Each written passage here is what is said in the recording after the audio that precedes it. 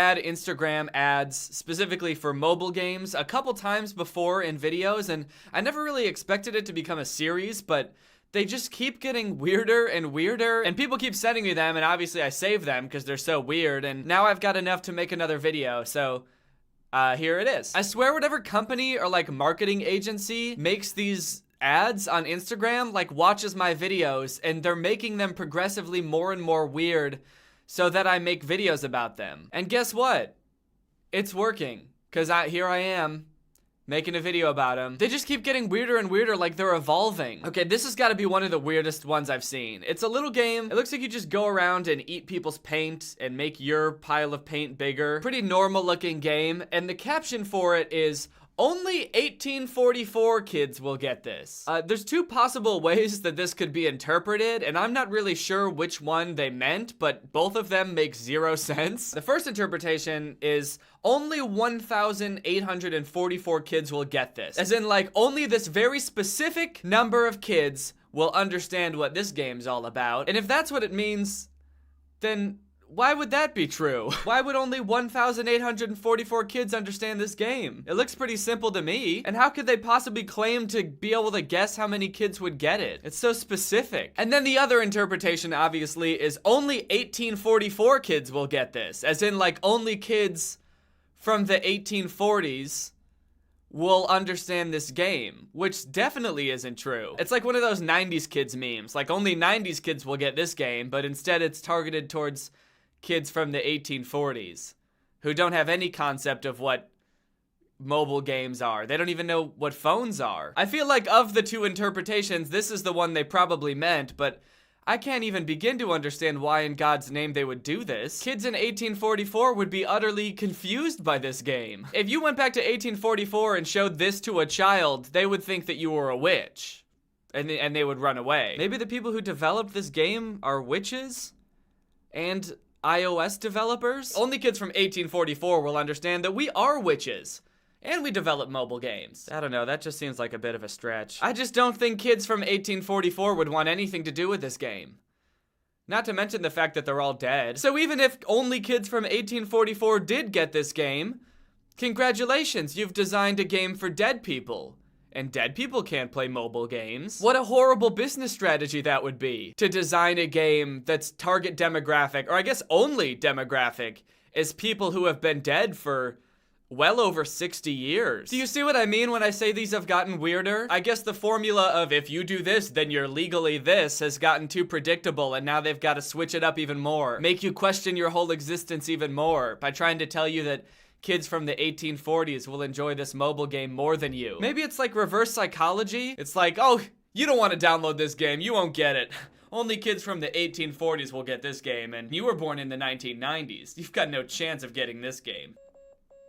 Oh, I think I just understood what it is. I just turned on the sound of this ad. I didn't realize it had sound, and it's playing something in Morse code? What the fuck? Okay, if anybody understands Morse code, please tell me what this means.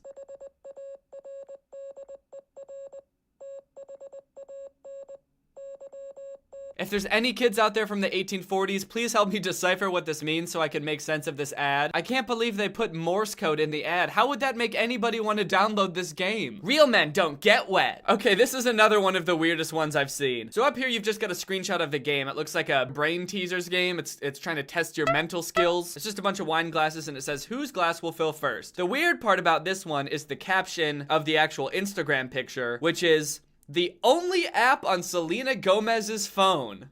What? This is the only app on Selena Gomez's phone? She doesn't have, like, the texting app or the phone app. The only app on Selena Gomez's phone is this brain teasers app. I've always wondered how Selena Gomez stayed so sharp. I mean, she's smart. It is weird though. You'd think if she was so obsessed with this game to the point where she deleted every other app off her phone, she would talk about this game in like all of her interviews or something, but maybe she wants to keep it a secret. The most relaxing game ever. What? I'm confused. Is this a game for a phone? Why is she using a paintbrush for an iPhone game? Would that even work on a phone? I doubt it. Looking at the page for this game on the App Store doesn't answer any of my questions. It looks like a completely different game. It's just like a coloring book game, but it doesn't have any of like the sequins or rainbow effects that are in this ad. And it doesn't mention anything about a paintbrush. This must be like illegal, right? To advertise a game like this? She's not even playing it on a phone. She's playing it with a paintbrush on a piece of paper. In this game, it looks like you've got this romantic interest, this love interest, and she goes from just being your classmate in level 1 to being your girlfriend in level 5 to being your wife in level 20. I can't believe she goes from just your classmate to being your pregnant girlfriend to being your wife over the course of however many years she matures, and nevertheless, she's still in elementary school, judging by the fact that she's wearing the same schoolgirl outfit in every picture. I guess some things never change, like our undying love for each other and the fact that you never graduated 5th grade. Best ACG game. I don't know what an ACG game is. Cute girls, exquisite graphic. Just one exquisite graphic. I wonder which one it is. I guess most of the graphics in the game are pretty good, but this one is just mwah, exquisite. Vivid interactive experience. Time to play. All right, you're done reading the ad now. It's time to download the game. I saw the exact same ad again somewhere else, but this time the girl's blonde. And the caption for this one just says, over 200 cute girls. Come on in, dude. There's over 200 cute girls in here waiting for you. I don't know why, but the number 200 doesn't sound that impressive to me. Especially if they're all just the same girl with different colored hair like these two. Because then I don't even have to download the game to know what they're gonna look like. They're all just gonna look like this girl, but with different colored hair. This is an ad for a game called Helix Waltz. It looks like a romance game where you've got a bunch of different guys hitting on you, and you have options for what to do when they start flirting with you. Except the options are the same every time. You're the apples of my eyes. Slap his face or kiss him. You're guilty of your beauty. Slap his face or kiss him. You're the special one. Do you want to slap his face or kiss him? Stay with me tonight? And for this one, you can either slap his face or kiss him. You're the special one. Ooh. Oh, so you're the special one. I've been looking for the special one, and it turns out it's you. What a vague, yet charming thing to say to somebody. Imagine being approached by this dude at like the club. He walks up to you with his long orange hair floating in the wind. He comes right up to you, grabs you by the arm and says, you're the special one. I mean, what would you do? Would you slap him in the face or kiss him? Okay, this one looks interesting. It's for an app called Matchington Mansion. Let's check it out. What? What the fuck? What is this? What's going on? I can barely even look at the game because of what's happening next to it. This isn't part of the game. It's just this sobbing bear getting spanked by another bear who's leaving bright red handprints on this crying bear's ass. And the spanking bear is just like staring at me deep into my soul like he knows what's going on in my head. He's like, you have no fucking clue what's going on, do you? You like this? You like me spanking this little bear's ass? Please stop. How about you download the game, bitch? I don't want to. I don't want to. Download the game or I'm gonna keep spanking this crying bear. Please, just do what he says. Please, no more. You confused, pathetic little bitch. Why are you doing this? Download the game. Download it now. Okay, I'll do it. I'll do it. Ooh, a video ad. That's new. This is for a game called Coin Master Official. Did you just attack my village? No, it wasn't me. I swear it wasn't me. Oh, I get it, because he did attack her village. All right, it was me. I did it. You are gonna pay for this. No. There's a teddy bear, no! Download Coin Master and attack GC's village. Wow, that didn't make me want to play this game at all. I mean, for one, it didn't really tell me what you do in this game or what it's about at all, but also, it kind of makes me feel like I'm gonna go to jail if I play this game. Like, if I attack the wrong person's village, I'm gonna end up in an interrogation room. That doesn't make me want to play this game. Coin Master. Attack your enemies, steal their coins, and go to jail. I think recently the game that I've been sent the most ads for is Episode. I've been seeing these ads everywhere. I've been getting ads for them and people have been sending me ads for it like crazy. If you don't know what it is, it's basically like a storytelling app where you go through these little stories that are almost like graphic novels, except you get choices for what you want to do at each point in the story. So you can decide what to say at certain times and what to do at certain times. I've actually considered making a video about this game because users can submit stories to this game and like make their own little stories that you play through, and some of them are super fucking weird. So small side note, if you know of any weird episode stories, please send them to me. But for now, let's just take a look at the ads because they're equally strange. I gotta pee! Oh boy. A classic scenario. Looks like this guy's gotta pee, but his wife has just knocked the fuck out on the toilet. Whatever happened here just really wore her out, and she just had to call it right then and there. This is a situation we've all faced at some point. You have to go to the bathroom, you only have one bathroom, and your wife is just unconscious on the toilet. So what do? Well, let's check out the two options that this person is considering, and let's see if it lines up with what us normal people would do. Pee in her mouth.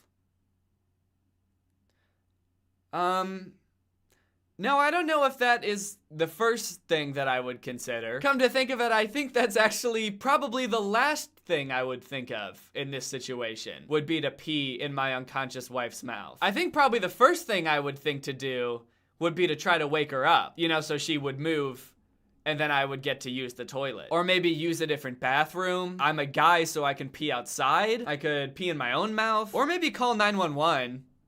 Because she might be dead. People don't just fall asleep on the toilet that often, but people die on the toilet a lot. Okay, well, not like a lot. That makes it sound like going to the bathroom is really dangerous, because you never know when you're just gonna die, but it does happen. People do die on the toilet. But he's still got one more option, so maybe after he came up with that first one, got that out of his system, he'll come up with something more reasonable that'll make it so he can go to the bathroom, you know, as soon as possible.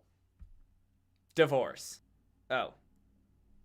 So no. How would that even solve this problem? You know, the problem of him having to pee really bad and his wife being on the toilet. I don't know how long this dude thinks divorces take, but I don't think that's the most effective approach here. I think he's going to be having to hold his pee for a very long time if this is the option he chooses. Overall, I feel like both of these options don't really make sense. I feel like you should be able to do both of them. Pee in her mouth and then get a divorce. It's a win-win. Oh, cool. It's the exact same ad again, but with different options this time. I gotta pee! Well, the first option's different. Instead of peeing in his mouth, he's gonna find a cup, which I guess makes a little bit more sense. But the second option is still divorce. So if we've learned anything from these ads, it's that if your spouse falls asleep on the toilet, you always want to at least consider divorce. That's grounds for divorce, I think. Infidelity and falling asleep on the toilet are the two big ones that most states recognize. There's always probably gonna be other options like peeing in their mouth or peeing in a cup, but those are just temporary solutions to a permanent problem. The permanent problem being your spouse is asleep on the toilet. You know, peeing in their mouth's not gonna get them off the toilet, but you know what will? A divorce. Choose how your story ends on the #1 interactive storytelling app, winner of Google Play's 2018 Best Community Building Game. Why is he eating my face? So it looks like this girl's making out with this guy and he just starts chomping on her chin. What would you do? Would you either go with the flow or would you, is this real life? What does that mean? You can choose to, is this real life? Does that mean say it out loud? While he's sucking on your chin, just, wait, is this real life? Yeah? Oh. Can you stop? Yeah. The last one I want to talk about is another ad for the Game of Sultans, which you might remember I talked about in my last video about Instagram mobile game ads. The ads looked very fucked up. They were all just pictures, but this one is a video. So let's take a look. Ah, I finally found you. But what have you been doing? I've been busy, Sultan, painting my one true love. Wow, it's so realistic. It's almost like they're saying the words that they recorded. But they're not. I wonder who that is.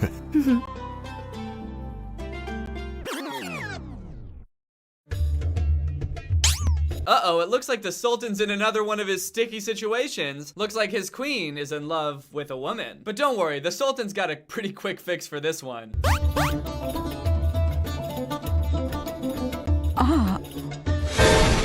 Boom, problem solved. You're not in love with a woman anymore. You're straight now, and you love me. Who wrote this? You're in big trouble, Sultan.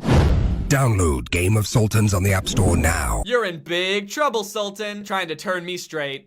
Not gonna happen, buddy. You know, the weird thing about all those Game of Sultan ads is that I've looked at what the game is, because I thought about playing it for a video, and it's just like a regular army building, like fighting game. Just like you build up armies and fight other castles. It's like, it has nothing to do with the ads. I think a lot of the games that are advertised on Instagram are like that, and I have no idea how that's legal. I feel like it shouldn't be. All right, guys, well, that's enough Instagram ads for today, because now it's time for an ad of our own, because this video is sponsored by ExpressVPN. As most of you know, occasionally companies will get mad that I talked about their content in one of my videos, and they'll put a copyright claim on my video and then block my videos in some countries. It happened with Billions of Prize Toys. It happened with that movie The Lamp that I put out a couple weeks ago. In the case of The Lamp in particular, they only blocked my video in the US and Canada, which is a bummer because that's where like 68% of my views come from. Luckily, the video's back up now, but if and when that ever happens again, you guys should try ExpressVPN. ExpressVPN is a great VPN that you can install on pretty much any device you would use, Mac, PC, iOS, Android. It offers you privacy, anonymity, security when you're online, but most importantly for us Gregs, it offers you the ability to unblock content that's not available in your country. So let's say one of my videos gets blocked in the US and Canada, and you happen to live in the US and Canada. All you have to do is install ExpressVPN, which is super easy. It just takes a couple of clicks, and you can actually control it from within your web browser, which is really cool. And you can scroll through a list of just different countries where they have servers. Let's say you want to pretend that you're in the United Kingdom, so you just click one of those servers, and boom, suddenly, all of a sudden,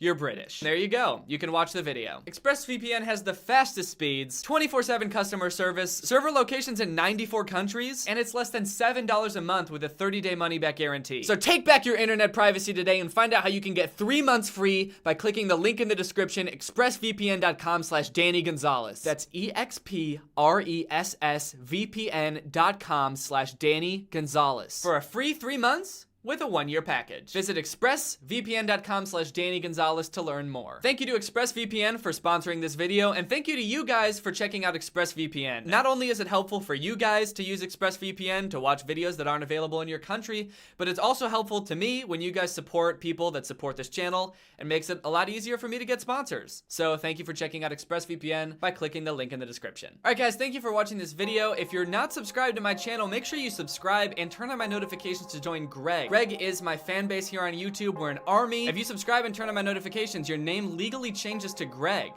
which is pretty crazy. Thank you to Shy Alex Music for turning on my notifications. You are truly Greg. I'll see you guys next time with a really interesting video where I jump into that picture in the background, like Blue's Clues, and I just say what's up to myself in there. Bye! This video is over now. Go find something else to watch, or just watch this video. I know we had a lot of fun, but you can't stay on this end screen forever. No. This video is over now. So why are you still watching this? Do you not? According to a study published by CBS News, most Americans believe in some kind of psychic phenomena, and 16% say that they themselves have experienced some kind of psychic ability. Why? I've never believed in telekinesis or any kind of psychic ability really, but lately I've been getting so many TikToks on my For You page about how it's actually really easy to just start moving objects with your mind. Like this one, how to do telekinesis. Just start out by rubbing your hands together. This helps you to feel the energy. It also helps you to create an evil little scheme. Then start practicing on some socks, move on to some heavier objects, and as long as you keep your hands looking like all of your fingers are broken, you'll be slamming doors in no time. There's also this one where apparently all you have to do is imagine your hands are magnets and you can rotate a piece of paper on a pin. And sure, these TikToks are pretty easy to fake, or maybe there's some other kind of scientific explanation for what's going on. But here's where I'm confused. Here's the rub, so to speak. The no-handed psychic rub. Some people are commenting on these TikToks that they have found these tutorials genuinely useful. It moved, and I got really scared. Same. Bro, it works. Help. And it is kind of hilarious that it seems to be working, but also has the unintended side effect of making you terrified about it. That's something a lot of people don't think about, is that if you found out you had like superpowers, it would genuinely freak you out. I'm imagining one of these people who commented this going on to become like an insanely powerful wizard, but the whole time they're like, oh, what is going on? Oh, this is so scary. I wish I would stop doing this shit. Anyway, I got so weirded out by this that I started looking looking on YouTube for longer, more in-depth tutorials on how to do telekinesis. Like this one called Real Telekinesis Training. Because like TikTok you can't really trust, you kind of expect people to be trolling on there, but on these videos, there are even more positive comments. You're right, it works. It does? Thank you so much for the video. It really helped. It did? How? They watched this one video and they were like, oh, okay, cool.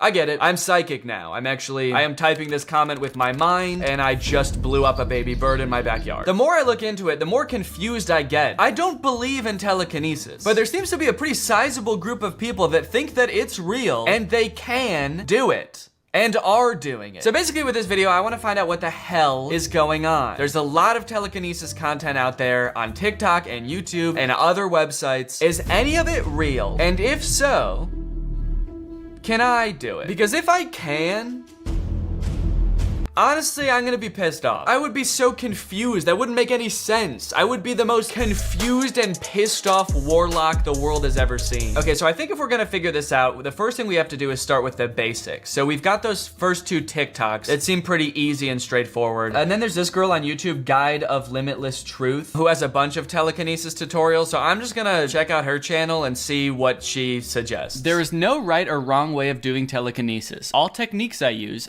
them intuitively. I just do what feels right at the moment. Before you start Whoa! Okay. Before you start practicing telekinesis or any other form of manipulation, ask yourself first, why do you want to do it? I guess for one, I want to see if it works. And two, I don't know, it'd be kind of cool. I feel like it's something that would maybe make me special. You know, if I'm like the only one of my friends that can do this, it might be a little bit of an ego boost. I do not support the idea of doing it for an ego boost. No, dude. Okay, fine, I'll pick a different reason. I guess I'm sort of just dicking around. I'm just sort of goofing around a little bit. Is that a good reason? Telekinesis is not a superpower or anything supernatural. Well, I kind of feel like it is. Anyone can do it. That's good. And it does not make you better or more special. Oh my God, dude, how much of a disclaimer do we have to read? Holy cow. If you practice or you plan on practicing it, do it for the right reason. Don't use telekinesis as a tool to fill your insecurities or as a way to think that you are better or more special than other people around you. Holy shit, dude. I like that all of this introductory stuff is about not using telekinesis to fill your insecurities. I do kind of feel like that's not a good sign for how good at telekinesis you can become. If there were people out there that were like really good at telekinesis, this disclaimer would probably be something more like, do not use telekinesis to blow up school buses. You guys have to stop getting revenge with telekinesis, okay? I know it's fun to make your principal do unlimited backflips, but that does not mean you should. In another video, she explains that the reason we can move things with our mind is because everything is connected. Either way, we are always connected with everything around us. Even temperature, like, God, everything affects us. We're not individuals, but rather we are all part of something bigger. We're all part of the universe, and so we're connected in that way. So it only makes sense that we can influence anything else in the universe. So let's connect to the universe. So I want to test these in a particular order. I'm going to test the one that I think is least likely to work first, and then work my way up to the most plausible one. So let's start with this one. How to do telekinesis. Start by rubbing your hands together to feel the energy. Okay, she's like rubbing it, and then, oh, okay, she's kind of going like this too, to see if she can feel the energy. All right, let's go. Okay. It is making my hands kind of tingly to do this, and then hold them like this. Maybe that's the energy. I'm making each hand tingle with the other. Soon I'll be making my socks tingle. Get a light object like socks and try to think of the item as a part of your body that can move. It's actually a lot easier if you keep your sock on your foot. That way it still is a part of your body. Then it's really easy to move. Ah, boing, boing. Okay. Here's my sock. Think of the object as part of your body. Okay. Go! You know how you shout at your body? Go! Okay, and then she lists a bunch of other steps like moving on to heavier objects like stone, and then finally she shuts a door. Don't really think I can move on to those until I move this sock, so let's give this another go. Feel the energy.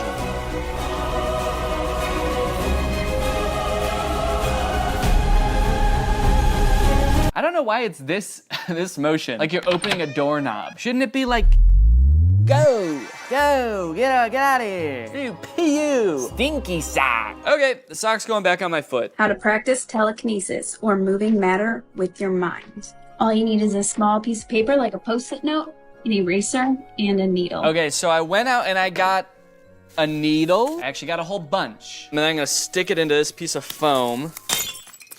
Oh, foam everywhere. What the hell? Look at all this foam, dude. Perfect. Okay, now I just plop this on here. Hey, needle's not long enough. Oh no! What do I do? How long was her freaking needle, dude? Oh yeah, she's got a really long needle. Well, she didn't say that. She didn't say make sure you pick the longest needle you've ever seen. Okay, good thing I bought multiple needles. Maybe I can tape 2 of them together. Make a super needle. Okay, I feel like I did that really poorly, so it's not necessarily gonna be the sturdiest thing or the prettiest thing. But hey, if I'm doing literal telekinesis, then, you know, can't complain. All right, let's put it on now. There we go. Perfect. Make sure there's no airflow. Well, there's always gonna be some airflow. Look, hey, that thing moved. There's always gonna be some airflow. Did that move because of my breath? I think it moved because I laughed. I went, oh.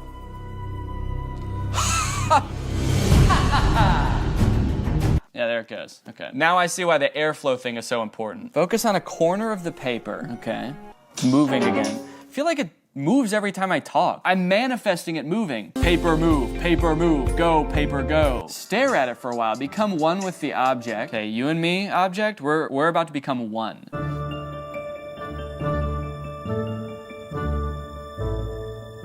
Okay, I think we're pretty much one. Okay, imagine your hands are magnets, and then she just goes. Let's give it a shot. I'm gonna imagine my hands are magnets. Whoa! Yo, dude, I'm fucking psychic. My theory here is that my hands are heating up the air next to it, and heat, you know, changes like the air current, because cold air rushes to hot air or something. It's like why tornadoes form, right? I think I almost made a tornado is what I'm trying to say. I gotta be careful. To test my theory that it's just heat, I'm gonna do the same thing again, imagining my hands are magnets, making the shit move, but this time I'm gonna be wearing gloves. These gloves are nice winter gloves that keep my hands nice and toasty in the winter, so heat should be not transferring through the gloves, okay? And I'm gonna hold my breath too.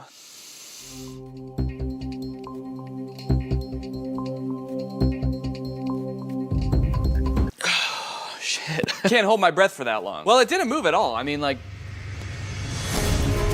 so it kind of seems like it might have been the heat from my hands. Also, having my hands in gloves and going like this with them makes me feel like I'm murdering somebody. Okay, lastly, I'm gonna be following that girl's YouTube video where she was moving foil with her mind. I chose to do this one last because I'm most confident it's going to work because it's 100% just air. I am 100% confident that it is, yeah, 100% just air. It is kind of fun though. It actually does make you feel kind of sick, dude, honestly. Okay, well, I guess that's that. It's just air. Crazy.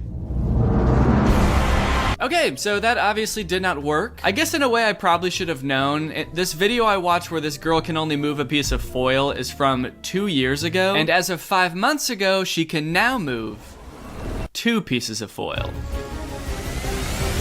Sometimes. So even if there is something supernatural there, something that's more than meets the eye, it's probably gonna take a little longer than the 20 minutes I had allotted to figure it out. I am coming away from trying those feeling kind of bad though. Like, I don't think that this girl is purposely trying to misinform people. I don't think she knows it's all fake. I think someone probably convinced her that this is telekinesis and that if you just keep practicing, you're gonna get better at it. Anyways, I was gonna give up on this entirely until I found this series called Superhuman on a streaming service for insane people called Gaia. Gaia hosts a bunch of conspiracy content, shows about alternative health, ghosts, aliens, that are made to look like your average educational documentary that you would find on like the History Channel. In Superhuman, they explore the limits of the human mind. They talk to researchers who are well versed in the field of telekinesis, or as they call it in this show for some reason, psychokinesis. PK is short for psychokinesis. It is the ability to move a physical object without physical contact. I don't know why they rebranded telekinesis to sound even more insane. This is not getting more people on board. No, guys, I don't believe in telekinesis, okay?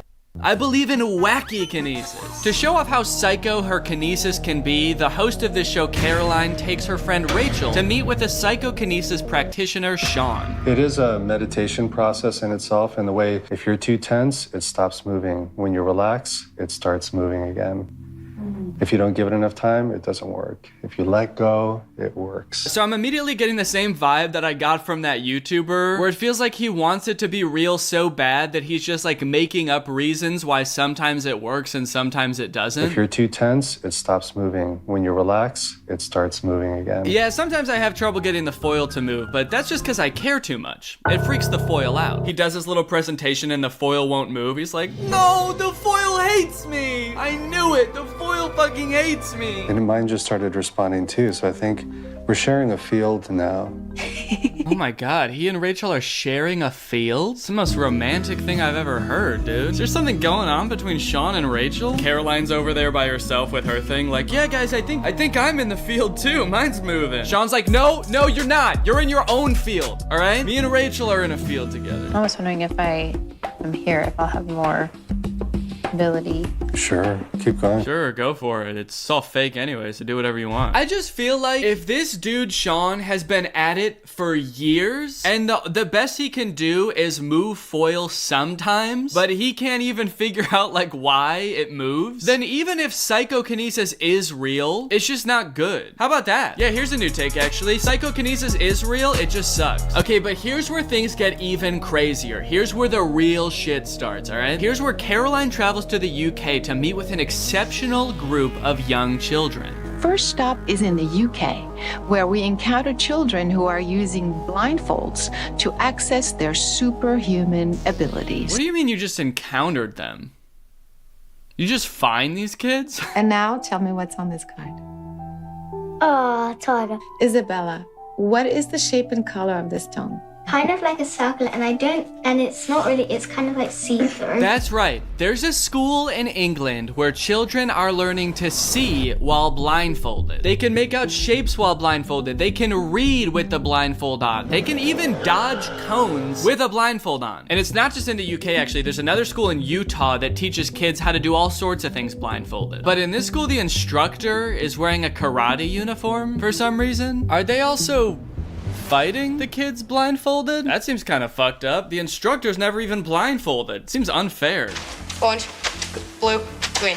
Yeah. 8 of clubs, 10 of diamonds, 5 of hearts. All this seems insane to me. I mean, it definitely gives you pause. You're kind of like, wait, is this real? Because it's like, sure, they might be able to like memorize the book and then just recite it from memory. That's how they're doing that. But then like, how are they like hopping through obstacle courses? How are they navigating stores with the blindfold on? How about the grilled chicken and sausage gumbo? Gumbo. Finally, I can use my mind's eye to locate the chicken gumbo. Gumbo. But then you kind of start to notice that there's something very similar going on in each one of these lessons. Something very subtle. A tiny little baby head tilt that almost makes it seem like maybe they're just seeing through the bottom of the blindfold. Harry, do I need to come closer? I'm sure what that is. Okay, I'll come closer for you. What does it look like? I'll come closer. It's like an owl. It is an owl. Fabulous. So why would she need to come closer if he's just like perceiving it with his mind? So I'm like 90% sure this is what's going on here. In fact, I'm 95% sure. In fact, I'm 100% sure. So I don't know if the kids have just been sworn to secrecy, like they know it's all fake, and the woman who runs the school is just like making sure they keep the secret to the point where even the parents think it's real, or if she's somehow convinced the kids that they really do have this superpower, and that what they're seeing through the bottom of the blindfold is just like what's in their mind's eye. But there's definitely some insane manipulation going on here, some crazy lies, which makes what happens next in the Gaia show even more fucked up. My longtime friend Kim, who at the age of 33 discovered she suffered from a rare genetic macular disease. While her condition is medically impossible to cure, Kim was willing to defy the odds and potentially try to regain her perfect eyesight. They got this woman who is going blind and convince her that she's gonna be able to see without her vision. The narrator said she could regain her perfect eyesight. They are wasting this poor sweet woman's time and getting her hopes up for no reason, dude. This is so mean. And the tests they have her do to regain her vision are so dumb. Here. Oh, here is red. It's working.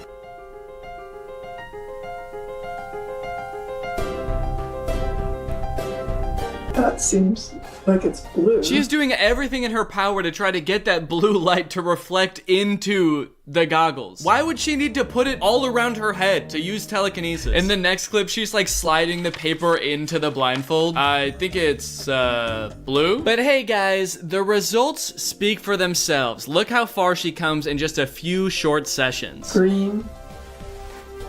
Excellent. Looks like pinky red, magenta, whatever. Pinkish red. Dude, huh? She's not even holding up the paper until she guesses it. Green. Excellent. This is so mean. It just feels like a mean prank, dude. Leave this woman alone. So I've noticed from a lot of these different clips in these different schools, the blindfold that they're using always says Mindfold on it. So I looked it up, and the Mindfold is just kind of like a sleep or relaxation mask that you can buy on Amazon for $14. So I did, and now I'm gonna figure out what the heck is going on. Behold. The Mindfold, the most powerful blindfold in the world. Truth be told, the Mindfold does seem like a pretty legitimate blindfold. Yeah, okay, so I can't see shit. In terms of how much light it lets in anyway. In terms of what it advertises being able to do, it is a little bit out there. Sleep, meditation, travel, training, sports, mind power, and whatever you can imagine. God damn, that's covering all their bases. They said mind power and then still took it a step further and was like, and anything else. I also got some materials for training. I got my favorite childhood book, Corduroy. I'm gonna try to read this while blindfolded. I got some construction paper for trying to perceive colors. I did accidentally buy perforated construction paper that has little shapes perforated into it. And I can tell you that with my eyes closed. Is a fish. Maybe it's not. Maybe it's a circle. Maybe it's 2 circles? How did I do that? The first test I'm gonna do is just try to see if I can hold it around my head and see what color it is at all. Okay, let me try to focus on like being omnipresent. For some reason, my brain wants to say yellow. So let me take a look here. Okay.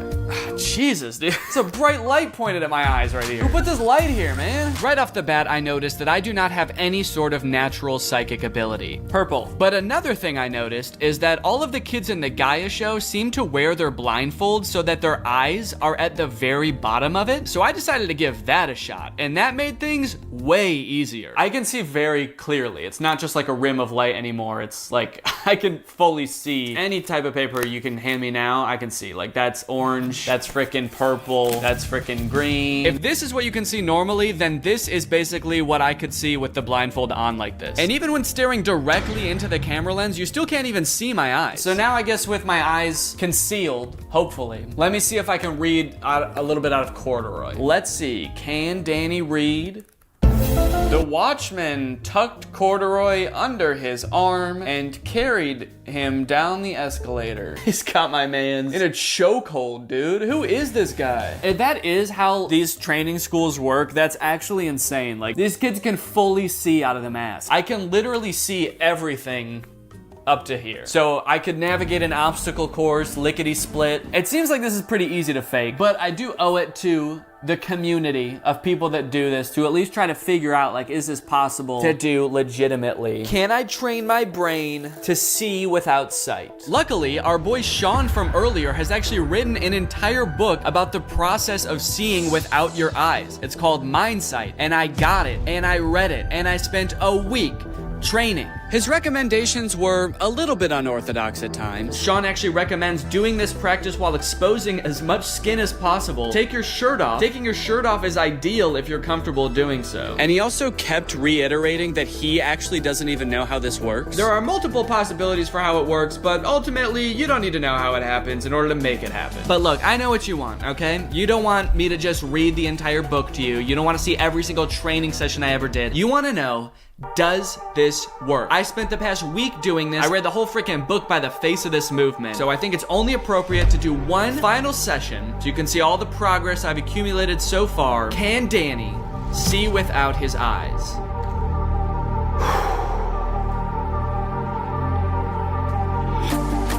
You're sharing a field now. Seems like it's blue. Wait, we are always connected with everything around us.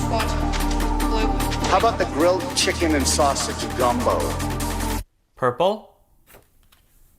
No! You know, at the end of the day, I actually don't feel too bad about not being able to figure it out because you know the guy that wrote that book, Sean McNamara? I found his YouTube channel where he has a video of him practicing this very same thing, and he also hasn't figured it out. I haven't been working with this for very long, so I can't say that this technique of training yourself will 100% work for you. This one's particularly dark yellow. The guy who literally wrote the book on how to see without your eyes can't see without his eyes. But hey, if you want to get behind the wheel of a car and drive, you don't have to know how to drive. The worst part about that video is that it came out after the book came out. This one's particularly dark. This man really just made up a whole book, and I read it. That's awesome. So look, in this video, maybe I didn't learn how to move objects with my mind. Maybe I didn't learn how to see with my eyes closed. But I did come away from this with one strange experience. This weird, nagging feeling that there's about to be a package at my door. Hello. I'm you, from the future. Okay. Since I read that book, I have continued to train my mind. I am now able to transcend not only physical touch and sight, but time itself. Why are you crawling? You have to act like a baby for it to work. That's incredible. Mommy. You know, for a second, I thought this whole package at the door thing was gonna be a HelloFresh segment. It is. If you think being able to move objects with your mind would make your life easier, wait until you hear about today's sponsor, HelloFresh. HelloFresh takes the hassle out of mealtime by delivering pre-portioned ingredients and amazing recipes right to your door, which leaves you with a lot less time waiting in a checkout line and a lot more time doing stuff you enjoy, like hanging out in this beautiful, warm weather that we're having this spring. HelloFresh ingredients are the good stuff, and you don't want to waste the good stuff. That's why they send you only exactly what you need so you don't end up with a whole bunch of like one ingredient that you're never going to use just to follow one recipe. It's good for your wallet, and it's also good for the planet. HelloFresh's recipes are super easy to follow, even for someone who is not the most experienced chef like myself. Look at me preparing these delicious Santa Fe pork tacos. I find that their recipes are just complex enough that it's something I wouldn't know how to make on my own, but simple enough that I feel confident enough to make the entire recipe myself, no problem. And look at these tacos. These tacos are like better than something you could get in a restaurant. It only took 20 minutes to cook, and I've got no food waste. HelloFresh meals have a 31% lower carbon footprint than grocery store-bought meals. Plus, nearly all of HelloFresh's packaging is curbside recyclable in most of the US. So if you want to check out HelloFresh, then head on over to HelloFresh.com and use my code TrulyGreg50 for 50% off. Plus, your first box ships for free. That's HelloFresh.com. Use my code TrulyGreg50 for 50% off, and your first box ships free. Thank you to HelloFresh for sponsoring this video, and thank you to you guys for checking out HelloFresh. That's awesome. Kind of rude of you to eat the entire thing right in front of me, but I get the idea. I must return to my time. Oh yeah, you probably shouldn't stay too long. We don't want you to damage the space-time continuum, so. No, that's not why. Okay. I just have other shit to do. Okay. I'm stuck between.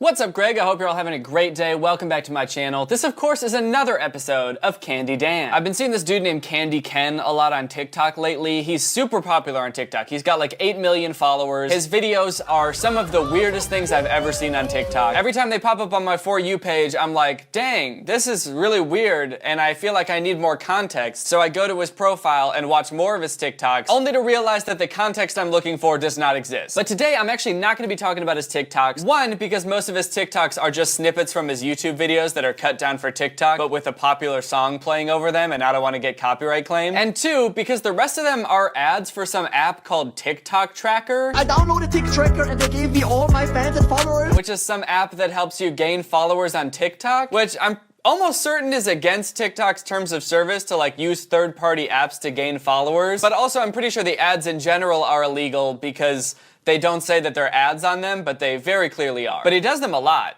He really wants you to download TikTok Tracker. The best introduction for Candy Ken is probably this music video that he made called Candy Ken Visco Disco, which he made because he is a self-proclaimed Visco girl. So let's take a look. Sipping on my hydro flask, saving turtles is a blast. Scrunchies in a messy bun, save the planet, so much fun. Visco Disco, Visco Disco, Visco Disco.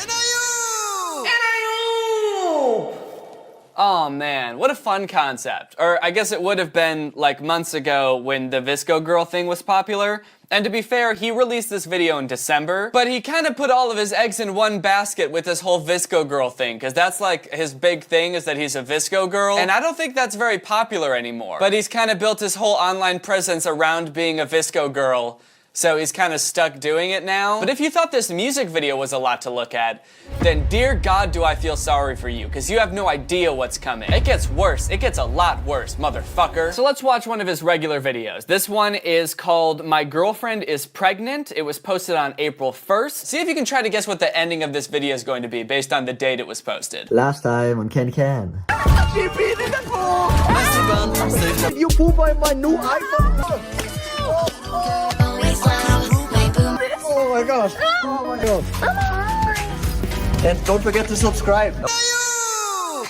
Oh man, this is gonna be fun. This is gonna be a really fun video. I realized right off the bat, this is not a very good first impression of Candy Ken. He seems to be caught in some very compromising circumstances. In the first one, he's like, oh, my girlfriend peed in the pool, ew! But he's also like not leaving the pool, he's just kind of standing there. And then in the next shot, he's dancing with her in the pee, just dancing in her glowing fluorescent pee. And then in the next shot, his girlfriend poops on his phone. So I don't know if his girlfriend's like supposed to be 1 year old, or why she's always pooping and peeing everywhere. They never explain it, but it definitely makes you worried about what's gonna happen in this video, doesn't it? If that's what happened previously on Candy Ken. Also, is this not the most confusing previously on this show sequence you've ever seen? Like, how did that in any way help us figure out what's going on in this series, or what's about to happen? Just like, oh no, my girlfriend peed in the pool! Yay, let's dance in the pool! Oh, now she shit on my phone! Now my girlfriend's killing my dog! Guys, my bones are getting squishy. Don't forget to subscribe. I honestly feel like I would have been better off with no introduction, because I really feel like I'm flying blind and confused into this video. I don't know what to expect, but only one way to find out. Oh my god, baby, baby, baby, what's happening? I feel really sick. I feel freaking sick. Oh, no. Oh, no, she's coughing, guys. Oh, no. Actually, wait. What is it? It's my belly. Your belly? My belly. What's wrong with your belly?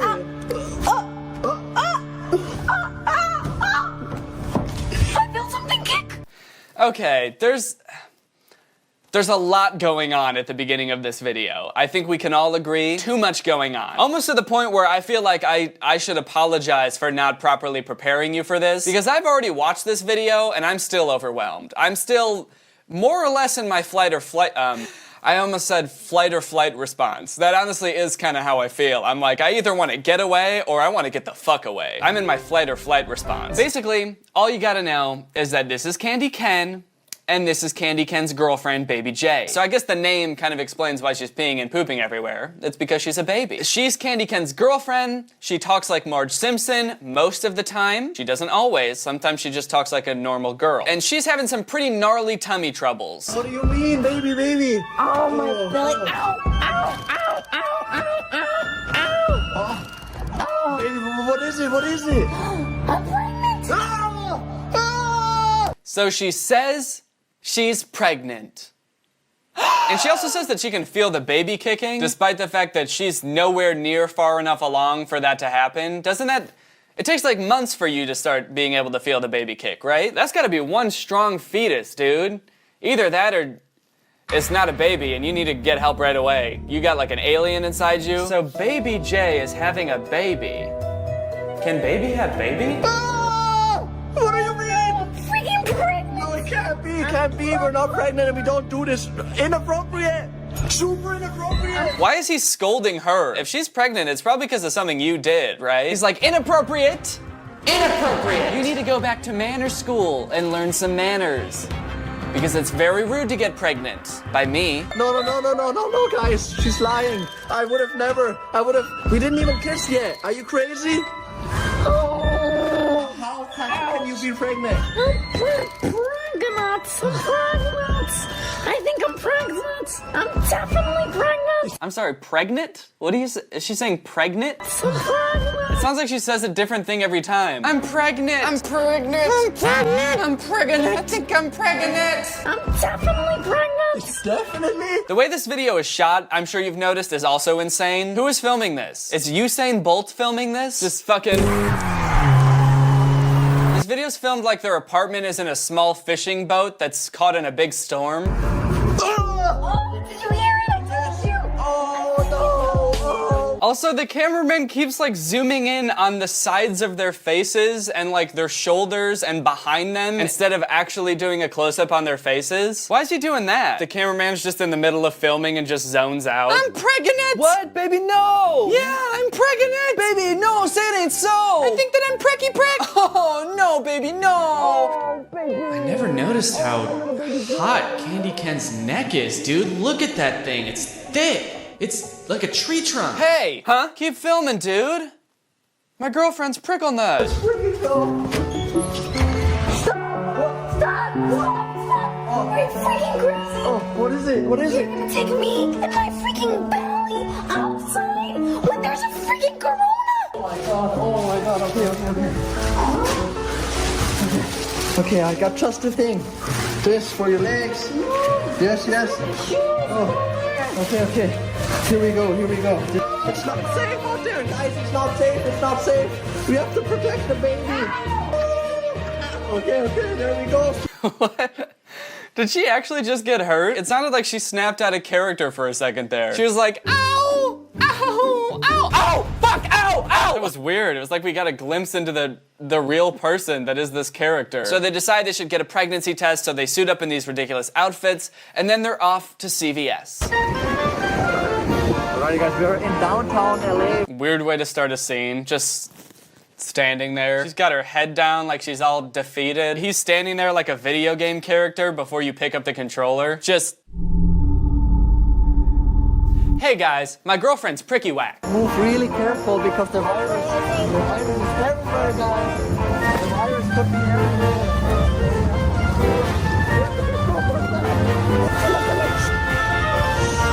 Oh, we have to be super careful, guys.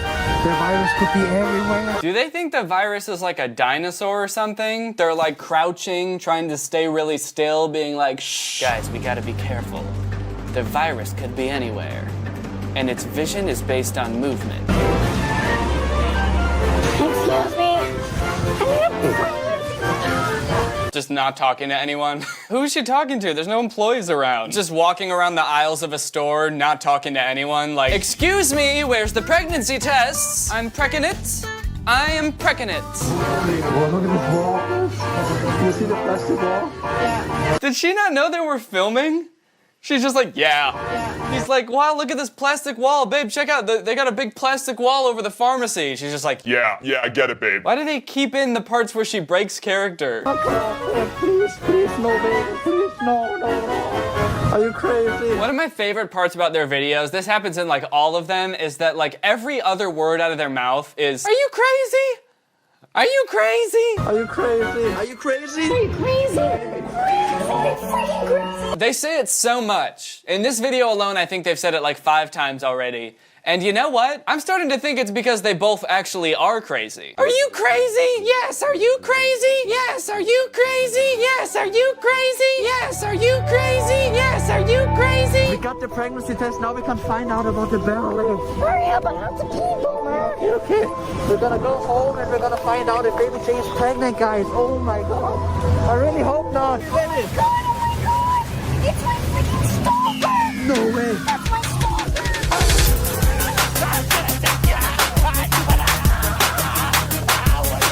I don't know what's going on here. I'm at a loss for words. I've watched a lot of their videos. I don't know who that guy is. There was another one of those videos that was titled like my girlfriend has a stalker or something, but it had nothing to do with that guy. He was not in that video. I've never seen him before. I really hope it's not just some random guy. Either way, that's kind of a unique fighting style though. They do be kind of hugging. Are you freaking crazy? No, not him. This stalker. This stalker. I can't see the phone. I don't know. What stalker? Why do they do this? Why? why are we zoomed in on her earring? My theory is that they have like a weird tripod where the camera is mounted right next to a phone and they're filming TikToks at the same time as they're filming from their YouTube videos. I don't know why they can't just use their phone the whole time. I don't know how the person who's shooting the video doesn't realize that he's totally fucking up all of the YouTube shots. And it's not just in this video either, it's in all of them. Does no one notice? I mean, not that it would have been like a great video if they nailed all the shots, but at least it would have been a little more coherent, you know? What is she looking at? Oh. It's the app again. It's the TikTok tracker app. Oh my gosh. Okay, baby. We got the test. We're gonna find out if Baby G is pregnant or not. Are you belly? Are you belly? Your belly. Show your belly. Stop. No. Don't show my belly. Okay. Ow. All right. Just cut those parts out. The parts where she's in pain and like, ow, ow. At this point, I'm expecting the video to end, but them to just not cut off the end of it. Like they're like, and cut. All right, let's take this fucking shit off. It's weird. Why did you keep hurting me? And it's just like 8 hours of them going about their regular day, just sitting on the couch and being like, why do we do this? Okay, guys, the moment of the truth. The moment we've all been waiting for. Oh my god. The moment we've all been waiting for, you guys. Okay. Is she pregnant or not? We're gonna find out. All right, we're gonna find out. Oh, is she gonna? I hope she's not gonna pee on it right here, is she? It seems like something she would do, where she would just start peeing right then and there. I hope she goes into a different room or something. Oh. Okay, bite on it for 5 minutes and then we're gonna see the test results. Bite on it? Uh-oh. Do they think pregnancy tests and thermometers are the same thing? Aw, shit, man. 104. Oh, fuck, man. I have a fever and I'm pregnant? Yeah, that's how it works. What are you doing? I'll be right back. Okay. What is she doing, guys? I'm really gonna get him this time. I'm gonna get him super hard. Now he's breaking character. Like the second he's not in the shot, he's just like, okay, cool, I'm gonna go get a snack. The shot kind of had like Bigfoot vibes. Many people have seen this man, but none have gotten close enough and lived to tell the tale.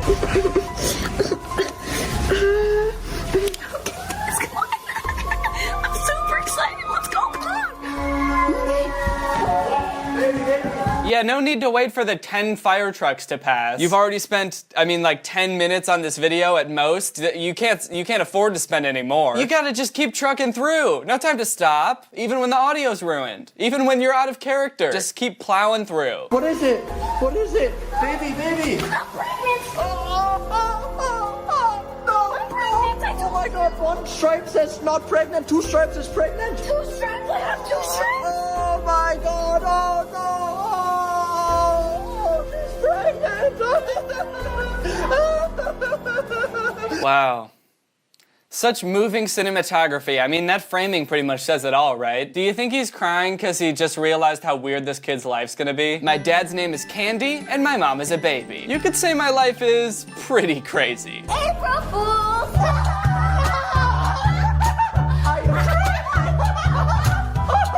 You got me so good. Don't miss the next episode. Well, that's the end of that video, and I was gonna watch more, but quite frankly, I'm exhausted from that. Which means, now it's time to hear from our sponsor, ExpressVPN. Been spending a lot of time on the internet lately, have ya? Me too. That's because we live in the 21st century, and that's what people do. We go on the internet, and we browse. Now more than ever, I've been browsing, I've been surfing, I've been logging on to the World Wide Web, which is why I'm glad that I have ExpressVPN. Not just because it keeps my data safe from my internet service provider or online advertisers knowing what I'm up to, but also because ExpressVPN makes your internet better. It gives you more possibilities. You can watch more videos on streaming services. For example, you can watch Harry Potter on Canadian Netflix. All you gotta do is get ExpressVPN, change your server location to Canada, log into Netflix, and bada bing, bada boom. You got Harry, Ron, and and his friend Weasley, and they're all going on their wacky fun adventures. I legitimately use ExpressVPN every day. It's on all of my computers, it's on my phone because I want to keep my data safe, and I want to have an enjoyable internet experience. ExpressVPN's got the fastest speeds, they've got 24/7 customer support. It's super easy to use. Couldn't be easier in my opinion. You just click the button and then suddenly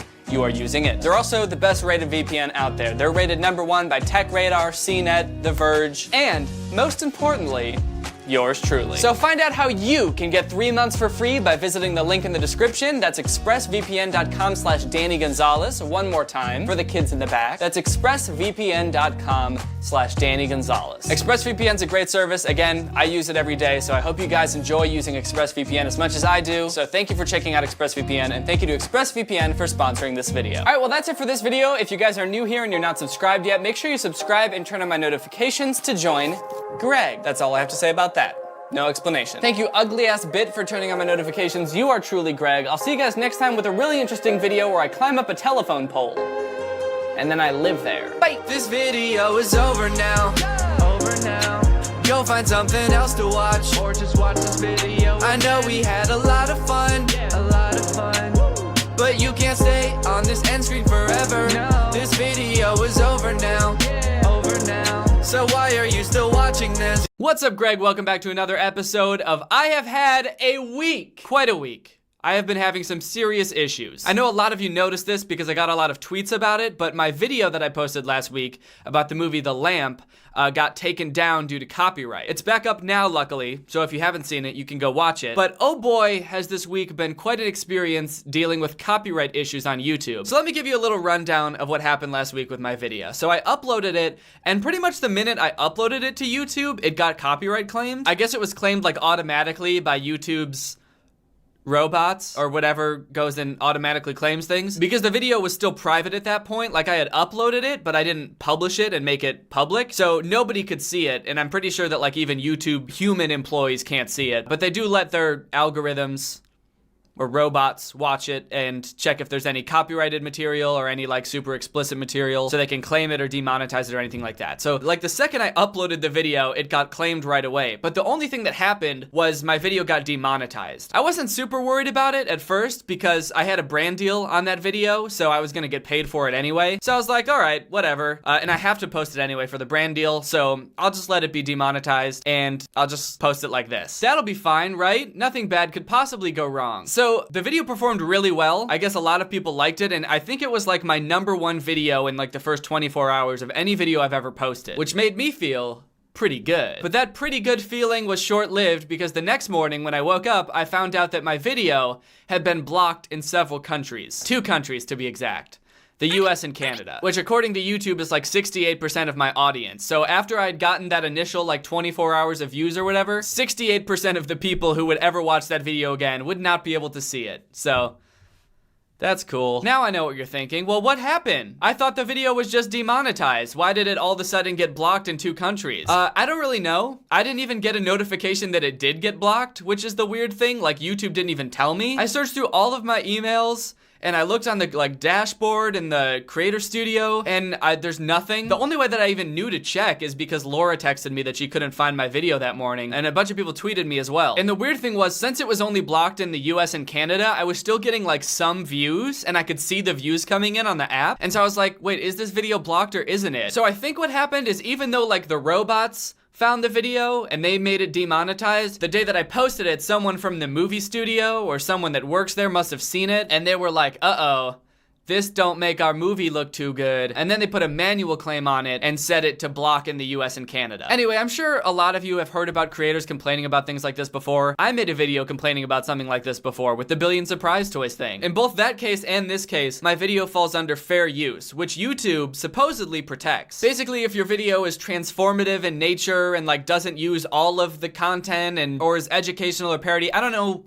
what the exact terms are. I just know that commentary is protected under fair use, and I know that I'm allowed to post these types of videos on YouTube because other people do it, and so I should be able to too. So I had 2 options the way I saw it. I could dispute the copyright claim, but fun fact, if you do that, YouTube just sends the dispute to the person who claimed it in the first place, meaning the movie studio, and they're like, hey, is this right? And the movie studio is probably like, Yeah, and also, can I put a copyright strike on this person's channel, and if they get 3 of those, their channel gets deleted? And YouTube's like, sure, that makes sense. It's like if you were in elementary school and a kid punched you in the face and then told your teacher that you punched them in the face, and the teacher sends you to the principal's office to find out what will happen to you, and you get there and the principal is the kid that punched you in the face. But this time, instead of punching you in the face again, he expels you. I did have one other option though. My legal options. I'm sure a lot of you guys remember the video I made about Billion Surprise Toys, how they falsely copyright claimed one of my videos that was fair use, and somehow I got the video back up by just tweeting that I was reviewing my legal options, and they immediately accepted my dispute. They dropped the copyright claim. So I thought, I don't know, maybe, would that even work? There's no way that that would work twice. Like, just because Billion Surprise Toys was afraid of me reviewing my legal options, that doesn't mean that this random movie studio would. Right? Nope, the video's back up. That worked. It worked again. I don't know how. I don't know why me reviewing my legal options is like the scariest shit to companies that falsely claim my videos, but I ain't mad. Like, not even 2 hours, I think, after I tweeted that I was reviewing my legal options, they released the copyright claim on my video. So, long story short, never be afraid to review your legal options. Woo! Let me tell you, that was a relief. I was really stressed about that, but now the video is back up so you can go watch it. I guess the YouTube copyright system isn't so bad after all. Fuck. So this is the second of the issues that I faced this past week. Just as I thought I was in the clear, I had a successful review of my legal options. I thought everything was hunky-dory. I received about 15 copyright claims from Warner or like 15 different people. I don't know how music labels work. I guess it's all the same label and different labels at the same time who all own this song. Basically, Warner or whoever it was were creating copyright claims on all of my videos that use the Mr. Sandman remix at the end of my video. You know, the song that I use at the end of all my videos. You know, this one. Oh, what's that? You can't hear it? Yeah, that's because I can't use it anymore. Here's the thing that really confuses me about that, is that I didn't even use the song that they say I was using. They said I used Mr. Sandman, which is a song from 1958, but I actually used a remix of that song. And I guess I don't know how copyright laws work in relation to like remixes and sampling. Maybe it's totally my fault for using it. I guess I just kind of assumed that after like weeks and months and years of using this song at the end of every video and never getting copyright claimed for it, that the song was fair game. So they basically went through and claimed like all of my videos that use that song. Well, not all of my videos, just my most popular videos. So what I did was go through all of my videos that use that song and replace that song at the end using YouTube's audio editor, which I guess is a tool that lets you replace audio in your videos with like the stock music that YouTube offers in their music library. So now at the end of all of my previous videos, instead of me talking with the Mr. Sandman music in the background, it's just going to be stock music from YouTube with me talking totally muted. So that's great. But luckily the YouTube audio editor that they make you use is ridiculously difficult to operate, so it only took like 2 full days. So in future videos going forward, I will have a new song at the end of all my videos. It's a song that I made because apparently the only person that doesn't want to copyright claim all of my videos is me. So all of these issues have really got me thinking a lot about the YouTube copyright system and like the entertainment industry's mindset towards copyright in the first place. And one thing I realized is that the YouTube copyright system seems to only ever fuck over creators and never like the companies. It seems like YouTube always gives the big movie studio or the big music label the benefit of the doubt with these copyright claims. Like the second one of them files a copyright report, it takes down your video immediately, or it demonetizes your video immediately. It doesn't check to make sure. It doesn't like send a message to you being like, hey, is this true? It just does it immediately. The only time I've ever seen it not do that is months ago when I made a video about Rebecca Zamolo. When I made that video, I got an email from YouTube that said something along the lines of, hey, Rebecca Zamolo filed a copyright claim on your video because you used clips from her video in yours. But we're pretty sure that it's fair use, so we're gonna keep it up. And when I got that email, I was like, holy shit, that's cool. YouTube actually is like acknowledging fair use. I thought it was pretty funny because it showed like Rebecca Zamolo's signature that she tried to copyright claim my video, like it was actually her that clicked on it. But now looking back on it, that's the only time that's ever happened. The only time YouTube has ever given me the benefit of the doubt is when I was going up against another creator. And all of these other instances with large corporations, YouTube just gives them the benefit of the doubt and assumes that I'm in the wrong automatically. In the end, I don't really know if it's YouTube's fault that like the copyright system is like this. It might not be YouTube's fault. Maybe this is just how like the copyright laws work and they have to have it this way, otherwise they'll get sued out the wazoo. Anyway, maybe these things will be solved and maybe they won't. And maybe I'll just have to stop using copyrighted material in all of my videos and just start roasting videos that I make. How cool would that be? But when my videos get demonetized and taken down, it makes me all that much more appreciative that you guys are so supportive in all of my other endeavors, whether that be supporting me through my merch or supporting the brands that sponsor this channel. So thank you guys for doing all those things because it really helps. But as far as fixing these copyright issues, I guess all I can really do is just wish. Hello? Hello! Who's there? It is I, Jonathan Wentworth VIII. How did you get in my house? I'm here to help. Help with what? Your wish, of course. I don't understand. Are you a genie? Genie! Whoa, okay, I'm sorry. Do I look like a genie to you? I'm sorry. I didn't know that that was like offensive to ask. Have you seen the trailer for the new Aladdin? Oh. Yeah, you're right. That looks awful. Thank you. Now, I'm here to grant your wishes. Cool, like a genie. Fuck you! Oh shit, I'm sorry. Okay, look, I was gonna grant you 3 wishes, but you're kind of pissing me off, so you get one wish. What? As long as it doesn't bring anyone back to life, and it doesn't interfere with anyone's free will, I will grant you 1 wish. What'll it be?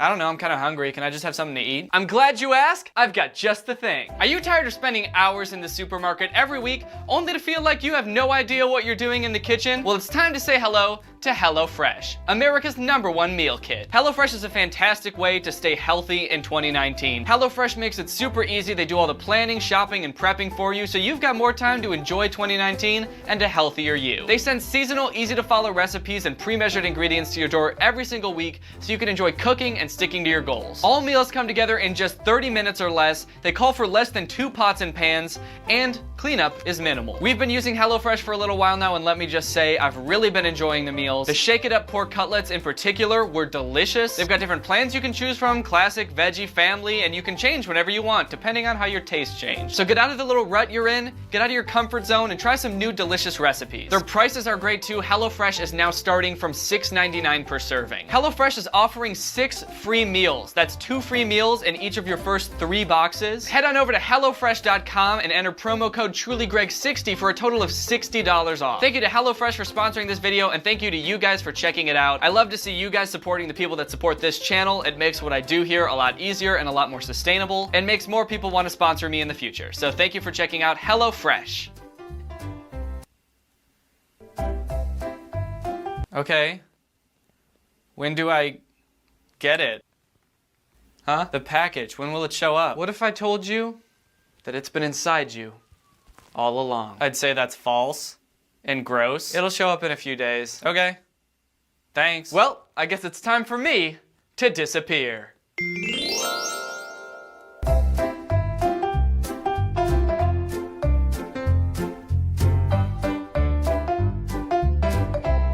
Alright guys, well I hope you enjoyed this video. If you're new here, make sure you subscribe and turn on my notifications to join Greg. Greg is my fan base here on YouTube, but we're more than just a fan base. We're a family and an army. We are a clan of warriors ready to attack at a moment's notice. And we're the fastest growing army on the internet. Bet you want to look that up, don't you? Well, guess what? Don't please. If you want to get some merch, like this shirt or any of the other items on my merch store, go to DannyGonzalez.store. I'll see you guys next time with a really interesting video where I turn into a crab. Bye! This video is over now. Go find something else to watch, or just watch this video. I know we had a lot of fun, but you can't stay on this end screen forever. This video is over now. So why are you still watching this? Do you not have anything else? I have lots of other videos that you can watch, and I'm sure you'll enjoy them just as much. Now now I'm actually kinda concerned. Did something horrible happen to you? Did you leave the room and forget you were watching YouTube? When you come back, I bet you're gonna be pretty confused. I would be too. Hey, are you subscribed to my channel? If you're not, you should totally subscribe to my channel. Thanks. And even if you're already subscribed to my channel, you could tell a couple friends to go subscribe to my channel. Because this video is over now. Over now. Go find something else to watch, or just watch this video. I know we had a lot of fun, but you can't stay on this end screen forever. No. This video is over now. I'm amazed that you're still watching this. I don't understand why. It's almost like you're trying to prove a point, but I don't know what that point is. Or you think there's gonna be something special at the end, but there's not. What's up, guys? It's me, Danny, back with another hilariously low-effort video. Today I'm going to be reacting to my old Vines. So as most of you, if not all of you know, I used to be a Viner. Big account, over 2 million subs. I used to make Vines like almost every day in and day out, like building on my following and having a lot of fun, and then a few months ago, Vine just deleted all of it.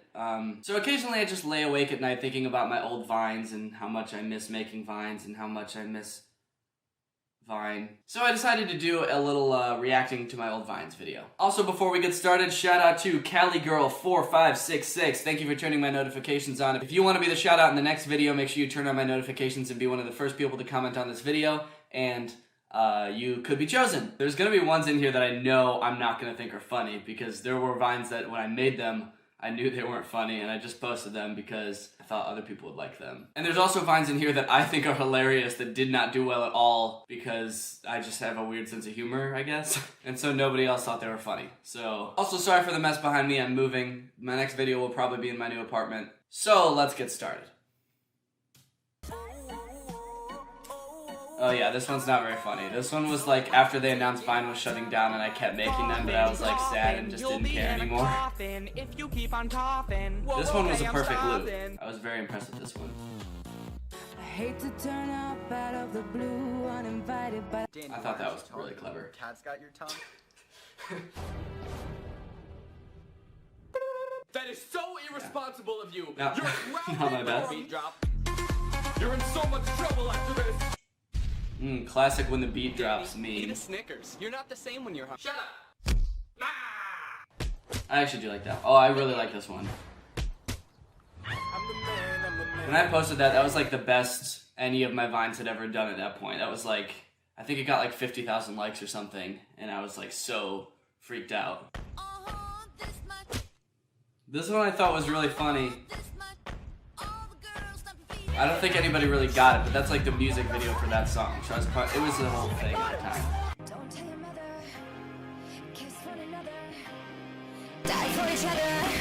I really like that one. That one actually did really well. And so did this one.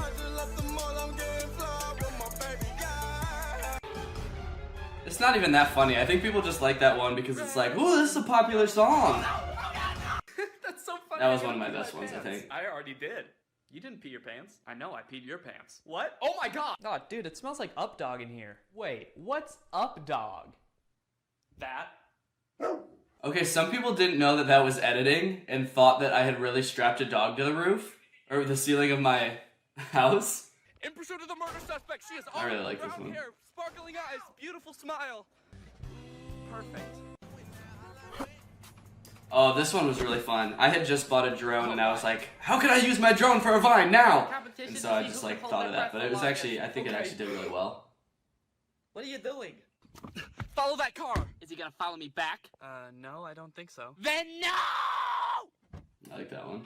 That one, you can tell that I was sitting in a hot car because as the Vine goes on, my face gets more and more sweaty. Liam Neeson?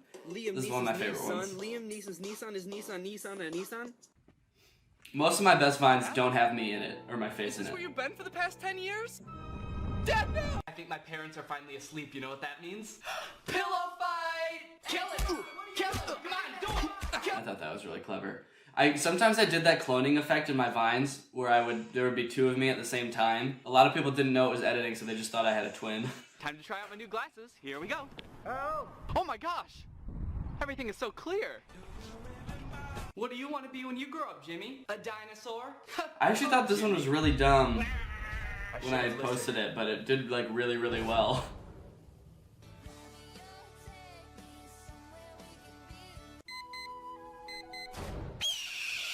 This is one of my favorites too. Here's my paper. Thank you. What is this? You said type 4 paragraphs. I thought you said 4 parrot graphs. I thought you said 4 pairs of drafts. I thought I was so clever when I thought of all those. I just remember thinking like, oh, people are gonna think I'm so clever. This is a good one.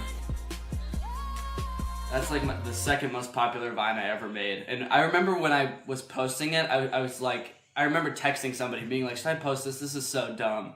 I don't think it's gonna do well. And then now it's like, it has like, or it had like 800,000 likes or something. Little black dress, watch out for those eyes, cause she's armed and dangerous like bow.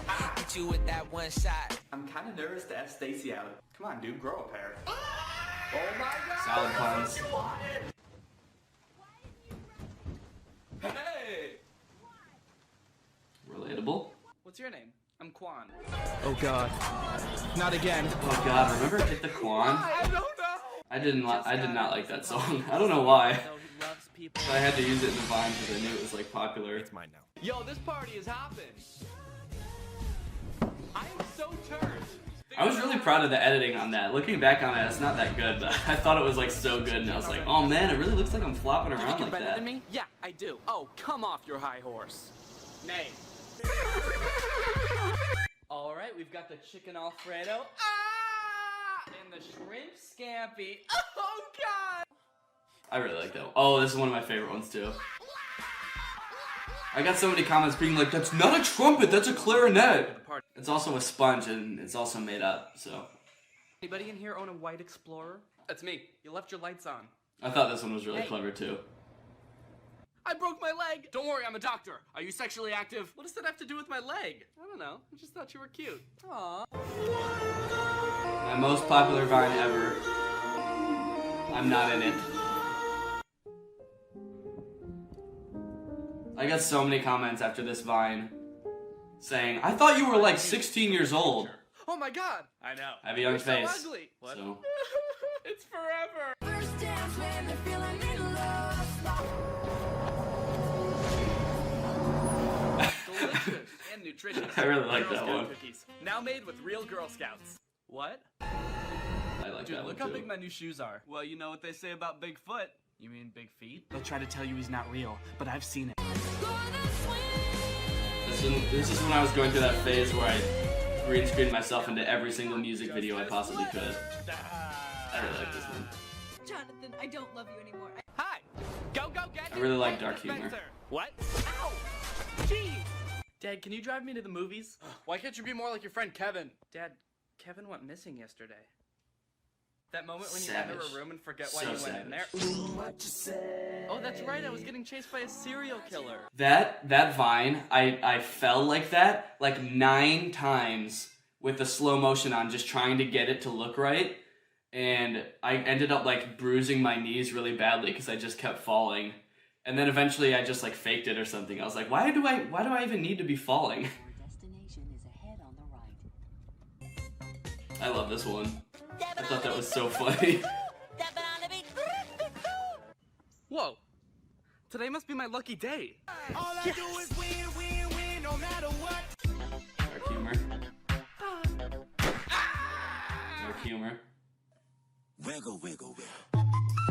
This was the biggest Vine I had ever had at that point. It was like second on the comedy page, and like people from like high school were like texting me, being like, "Dude, you're on Vine," and I was like, "Oh my god." Wait, why did you kill my dog? Dude, chill. Chill. You're right. I didn't even like that dog. Green screening myself into things. I went through a phase where that's like all my Vines were, and they all took like 2 hours to edit. I don't know why I kept doing it. Yeah, here's another one. Green screened myself into a music video. Challenge you to a dance-off. He is so fresh. It was very funny. Like a good neighbor, State Farm is there. I'm so sorry. No. Whoa. That was pretty good. I know a lot. Oh. Who gives a knife to a chair? That Vine didn't do that well, but that's like among like people who followed me, like one of their favorite Vines for some reason. I think it's just like so goofy. I don't really know why people like it that much. First things first, I'm Bruce Willis. First things first, I'm Bear Grylls. First things first, I'm the Skrillex. That's another one where I was like, oh dude, I'm so clever when I came up with that. What are you doing, Dad? Dad, no! Don't tell him. No, you say you're down with it. I got so many comments about my shadow on that thing. That's the thing about Vine comments is if there's one thing that's off, everybody comments about it. So that's all your comments are. You got that right. I remember being so annoyed by that. I was like, okay, I get it. I can't change it now. I already posted it. Green screening myself into a music video. I was wondering when you'd show up. I was wondering when you would show up. I got you now. Darn it. I was running through the six with my nose. You know how that I shit had a weird haircut back then. Why is my hair so short? This isn't my Vine, this is Aaron's, but still funny. So tell me more. Well, I kind of feel like my therapist is hitting on me. And how does that make you feel? Pretty good. So then me and Mike went, I think you mean Mike and I? Congratulations, man. You're cool. Whoa! Alright, how's everything tasting over here? Are you my waiter from Applebee's? Uh-huh. What are you doing in my room? I love that Vine. You don't touch the sky, little girl. Gonna get a name for your There's a new song by Jason Derulo, I think, that says Kiss the Sky or something, and so it sounds like Kiss the Sky, and that's all I think Hey, about. would you get out of here? Oh, this was a perfect loop one. Are you being Oh, the compilation didn't even put the loop in, so it's just like, looks like some random Vine. Teachers, get out of my life! Now, when your parents make something you hate for dinner. Oh yeah, it's dinner time. I'm so excited. What is this? I'm going to Chipotle. That was my first Vine that got like on the comedy page, and I was like, I know this is gonna do well, but I don't find it funny at all. It starts with I got a lot of comments after that being like, wow, Danny, I'm unfollowing you. I can't believe you vape. Where are you going? Granted, a lot of people probably thought I was like 13 Can I years have your old because I autograph? Of course, buddy. have a young Should I face, make this out but to whom? Are you correcting my grammar? Listen here, I don't need to take this from. It's really hot. Oh, sorry. Oh, I get it, because you're like hot. No, because of climate change. Senpai wouldn't notice me. So I baked him into a senpai. And then I ate him out. that one's just weird. That one is so weird. I think we should see other people. I also went through a phase where I shot all of my Vines on my super high quality camera because the phone that I had was an Android and the camera was like super bad. And so I just shot all my Vines and edited them on my computer. Michael keeps pausing mid-sentence at like really weird times. Oh, hey, Michael! Can I buy your son a bike for his birthday? I want to be just like you when I grow up. This is another loop, but I bet it's not going to show it.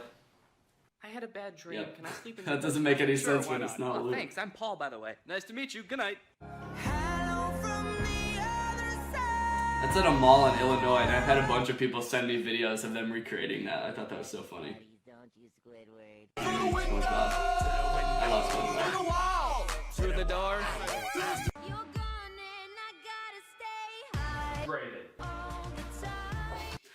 I remember reading a comment on that Vine that was like, what's wrong with being hydrated? Like, oh, so only gym teachers can be hydrated? And it was like, dude, it's a joke. Alright, that's the end. I've never done a reaction video like this before, so I'm sorry if that was not what reaction videos are supposed to be. If you did watch my Vines, thank you for watching them. I really had fun making them, and it was like a really, really fun part of my life. So it's really sad that Vine's not around anymore. But I'm glad that I got to experience like being a part of the community and like growing a following and stuff like that. It was really cool. If it weren't for Vine, I don't know what I would be doing right now. I started making Vines when I was a sophomore in college, and I was studying computer science. And I did graduate, but after college, I just started pursuing social media like I still am now. And so if Vine didn't exist, I would probably be working a desk job right now doing programming or something like that. So I'm super appreciative to Vine because I wouldn't be doing this if it weren't for Vine. So anyways, that's all I have for you today. If you're new here, make sure you subscribe and turn my notifications on because... What's up, Greg, and welcome back to another episode of Diggy Gorgonzola. That's right, Diggy Gorgonzola, the internet's most notorious ripoff of Danny Gonzalez. So I've covered a number of mockbusters on this channel in the past, like Ratatouille and Plan B. Basically terrible, horribly made ripoffs of beloved animated childhood movies like the Bee Movie and Ratatouille. And today shall be no different because we're going to be talking about What's Up, a ripoff, of course, of the Disney movie Up. In a lot of ways, What's Up is just like Up. They go up in the air in a house, and that's pretty much the only similarity I can figure out. I guess I would say that What's Up is exactly like Up if you took all the heartwarming moments out of Up and replace them with plot holes and racism. So yeah, this is gonna be a really good movie. So strap in, butter up some popcorn, and let's get ready to watch What's Up. So this movie starts off with a TV broadcast about the main characters of this movie. It explains that they're a family of monster-fighting scientists. There's Uncle Crumb, Amanda, Gunto, and Uncle Crumb's partner scientist. It does not appear that he's related to them, but he is Uncle Crumb's partner. They're one big happy family, and they fight monsters from outer space. The possibilities are absolutely endless. Dr. Crumb is a visionary. He is a warrior in search of the highest human ideals. But he's not just about spectacular contributions to science. He also happens to be the uncle of the lovely and most eligible young lady in our city, Amanda. So at first I thought this show was like a news program or like some kind of 60 Minutes interview or documentary about this really interesting family of monster-fighting scientists. I thought it was gonna talk about like the societal ramifications of monsters invading Earth, but then it took this weird like TMZ route or Hollywood Fix route where they were like, and also, they've got a pretty teenage daughter who's single. A little bit of a weird aspect of the family to focus on, for a multitude of reasons. Fighting monsters from outer space is probably the most interesting thing that could possibly happen. And then there's this like family of genius scientists that can fight them. That's enough for the news to talk about for, I don't know, ever probably? So I don't know why they talked about that for 30 seconds and then got bored and was like, but hubba, look at their niece, dude. That is one eligible bachelorette. And also, she's 15. Maintaining her habitual discretion, Amanda avoids direct contact with the press and says that her only true love is science. However, insiders say she's been seen flirting with an actor in the local high school musical. Wow, Amanda, a teenage girl, is flirting with someone else who goes to her high school? Now that's some juicy gossip. Forget about aliens, forget about monsters, forget about science, all that. What'd that Amanda do? So, kind of creepy that this new show seems to have like a really deep interest in what Amanda's up to, this like high school teenager, but also not terribly unrealistic, I suppose. And here are the inventors of the intergalactic transmission antenna, the famous doctors Crumb and Zooks. Lately, people seem to just want to know about the monster chasers and forget that we're serious scientists. I don't know, man. That seems pretty serious to me. You hunt monsters that are gonna, like, kill people. It seems like pretty important work, dude. Don't sell yourself short. I mean, the monsters are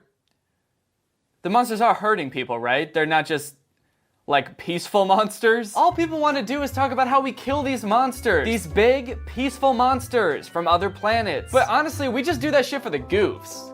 Just because we like killing them. They don't pose any threat to us. But don't forget, we're serious scientists too. We do shit that actually matters. We've developed a hyperlight jet with a force strong enough to lift a house, as you'll see here. So how does this hyper-light power jet work, Doctor?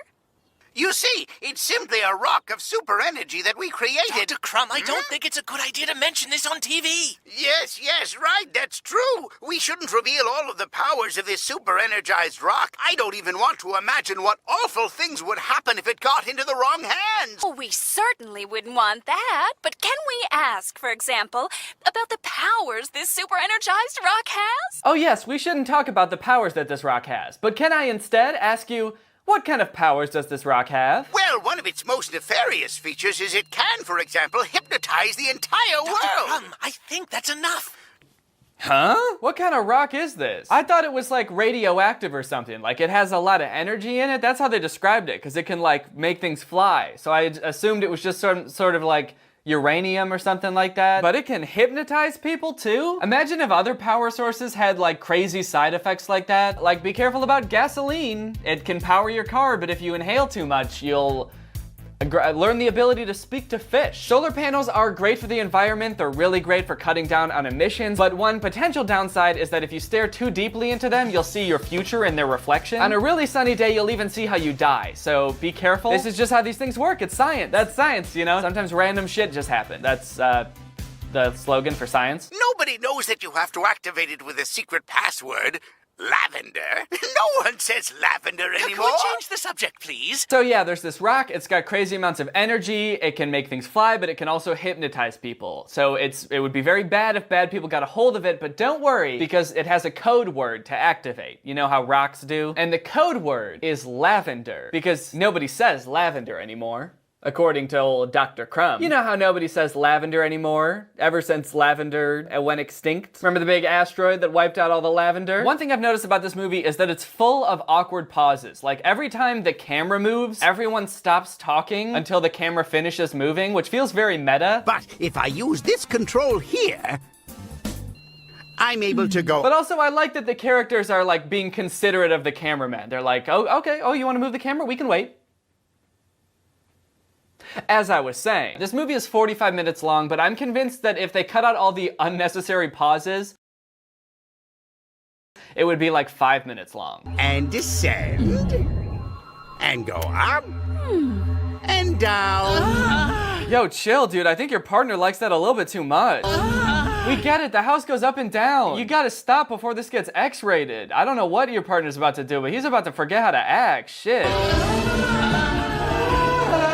I'm sure this is no surprise to you if you've watched any of my other videos about animated mockbusters, but the animation in this movie is just mwah. Ass. Mwah. It's ass. It's bad. It's atrocious. The way the characters move is really unsettling and robotic. Sometimes they just kind of float around without like, you know, bobbing like a normal person would when they walk. None of their mouths move correctly with what they're saying. The lip syncing is very off. Also, look at their nasty, grubby little hands. All of the men have like rectangular fingers, like they look like big fat French fries. Everyone's fingers in this movie are fucked, and they also only have 4 fingers, which I guess is pretty standard in cartoons, but it still freaks me out. Also, the soundtrack of this movie is top tier. I don't know if you noticed or heard it just there. Well, I guess I shouldn't really say soundtrack. It's more like one note, played on a really old synthesizer.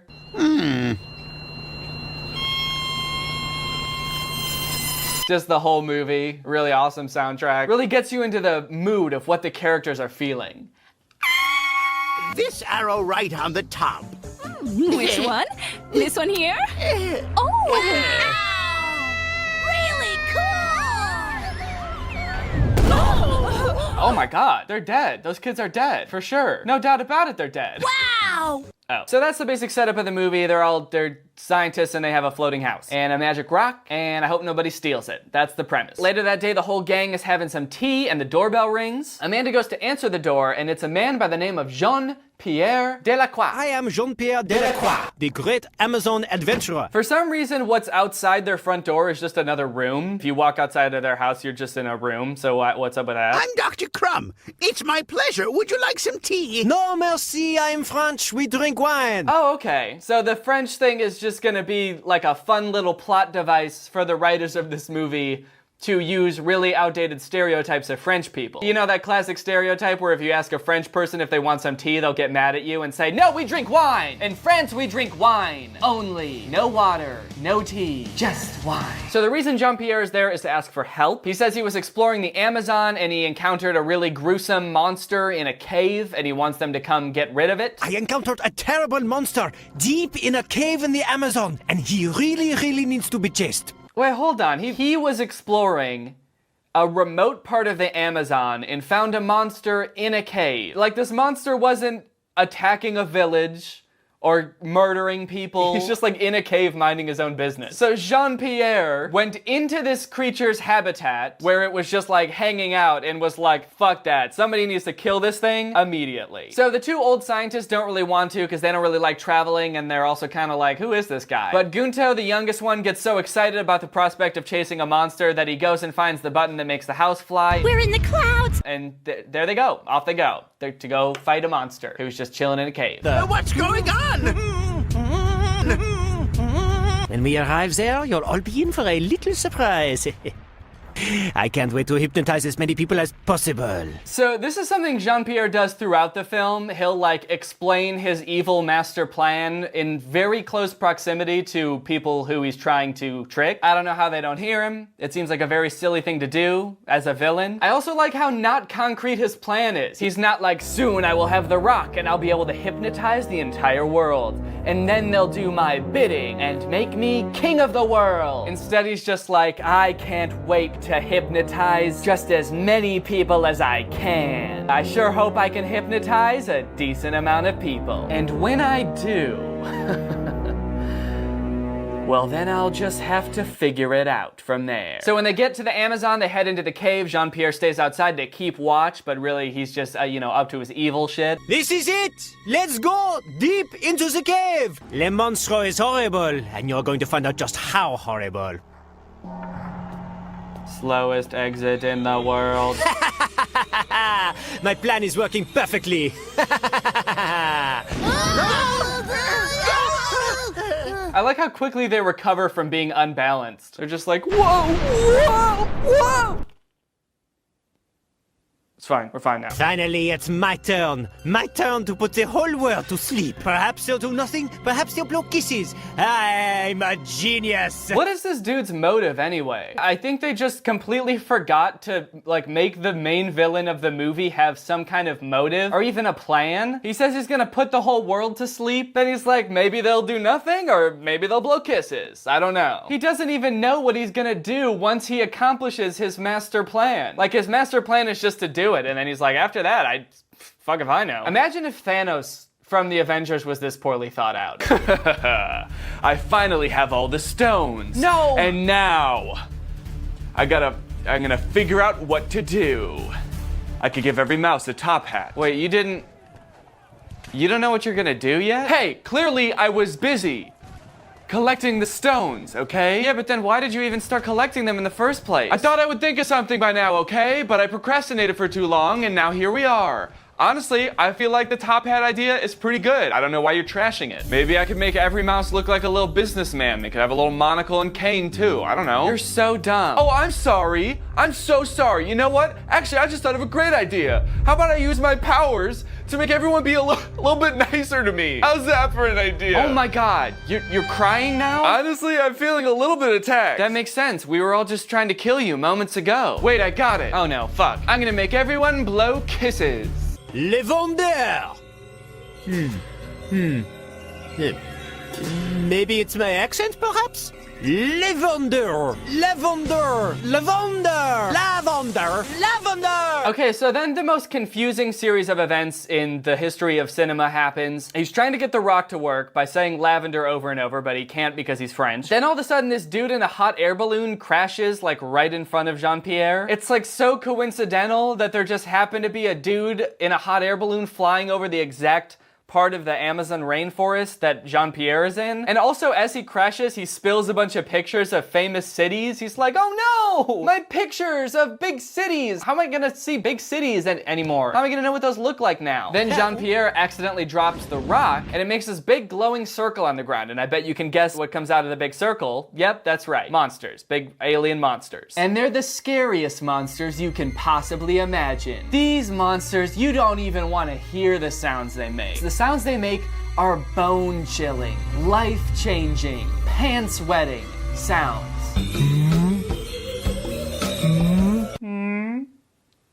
I'm a monster. These three monsters find the pictures that the dude in the hot air balloon dropped, and they're like, oh, these look like fun cities. I guess they're monsters that understand the concept of cities. So one of them finds Paris, the other one finds somewhere in China. They all find different places, and they decide, hey, well, let's go terrorize these areas. And then off they go. And they jump there. Just one big jump, and off they go to China.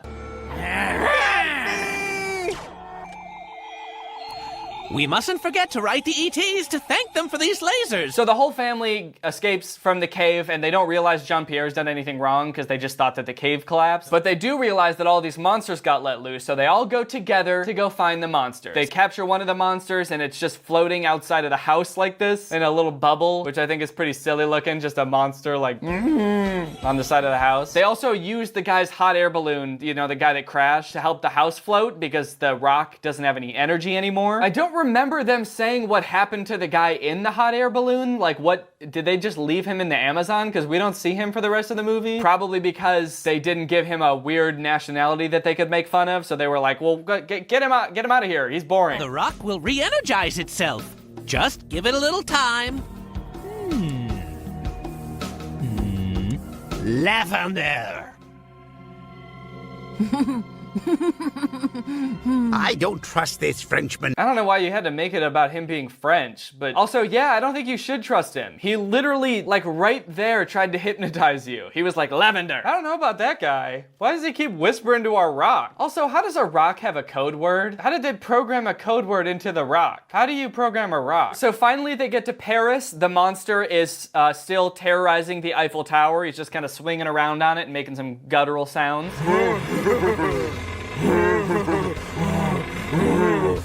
It must have taken them a really long time to get there, like probably days, judging by how fast they're flying. And the monster's still there just doing this, so presumably he's been doing this the entire time. So there's this uncomfortably long monster moaning scene, but they catch that monster, so they're on to the next one. And while they're flying, Jean-Pierre wants to have some alone time with Amanda, but Gunto won't shut up. But don't worry guys, Jean-Pierre's got a quick fix for that. Did you understand what he said? Don't say a word, Gunto. Would you like a candy, Gunto?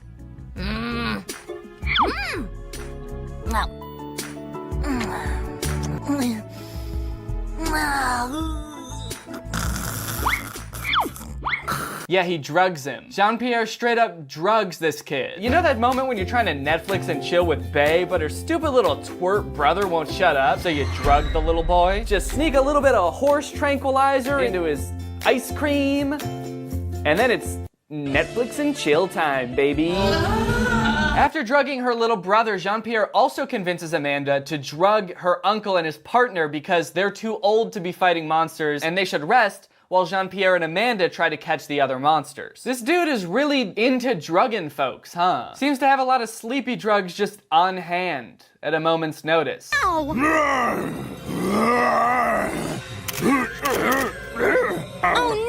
What was that? Oh. No one back home will believe this. Wow. A monster! Junky camera made in China. Battery dead already. This is ridiculous. Chinese man wearing a shirt with Chinese takeout on it, and he's complaining about Chinese manufacturing. Another A+ character from What's Up. I'm going to have a nap. I'm very, very tired. I'll see you in the morning. Good night, mon chéri.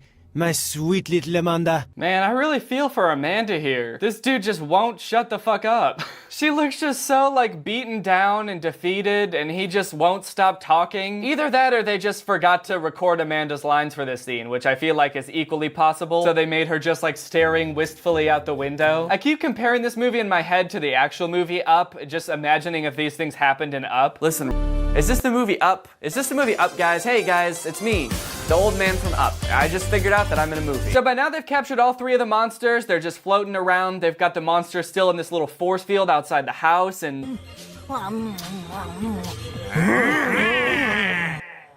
Hey, what's he doing in there? Why is he in the bubble with the monsters? How come everyone else gets to be in the house but the guy from China has to be in the bubble? I don't want that Chinese guy in there with my monsters. He didn't even say anything when I showed him the cookie. Did you try showing him a fortune cookie? That could work. What do you mean, Unc?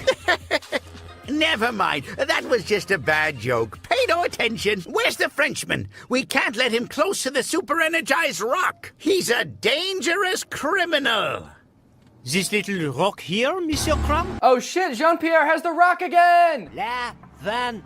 And he figured out how to say lavender! There's nothing like a little practice. And the worst part is, now he's had plenty of time to figure out what he's gonna do when he hypnotizes everybody. So there's no telling what he's got planned now. Kudo, blow kisses. Oh. Okay, I don't really know what's going on here. So everybody is hypnotized except Gunto. He was wearing sunglasses, so I guess that protected him from being hypnotized, but he's trying to pretend like he is. So Jean-Pierre is telling him to blow kisses, but Gunto's just going like, ugh. And that's how he's pretending to be hypnotized? Like, what is he trying to do? Is he trying to fart? Is he trying to poo? Gunto, I ordered you. Kisses. Okay, that time it looked like he did poo. It looked like he was surprised because he pooped. Is that what they think blowing kisses is? Anyway, Gunto manages to get the rock away from him and then they fix everything and the day is saved. Thank God. Well then, that's good because I want to introduce you to my new boyfriend, Chin Ling, the cute Chinese gentleman. Hello, everybody. But did you really have to pick someone who might be smarter than me? could be that smart? Huh, I thought he was just gonna make us some dinner. Stop!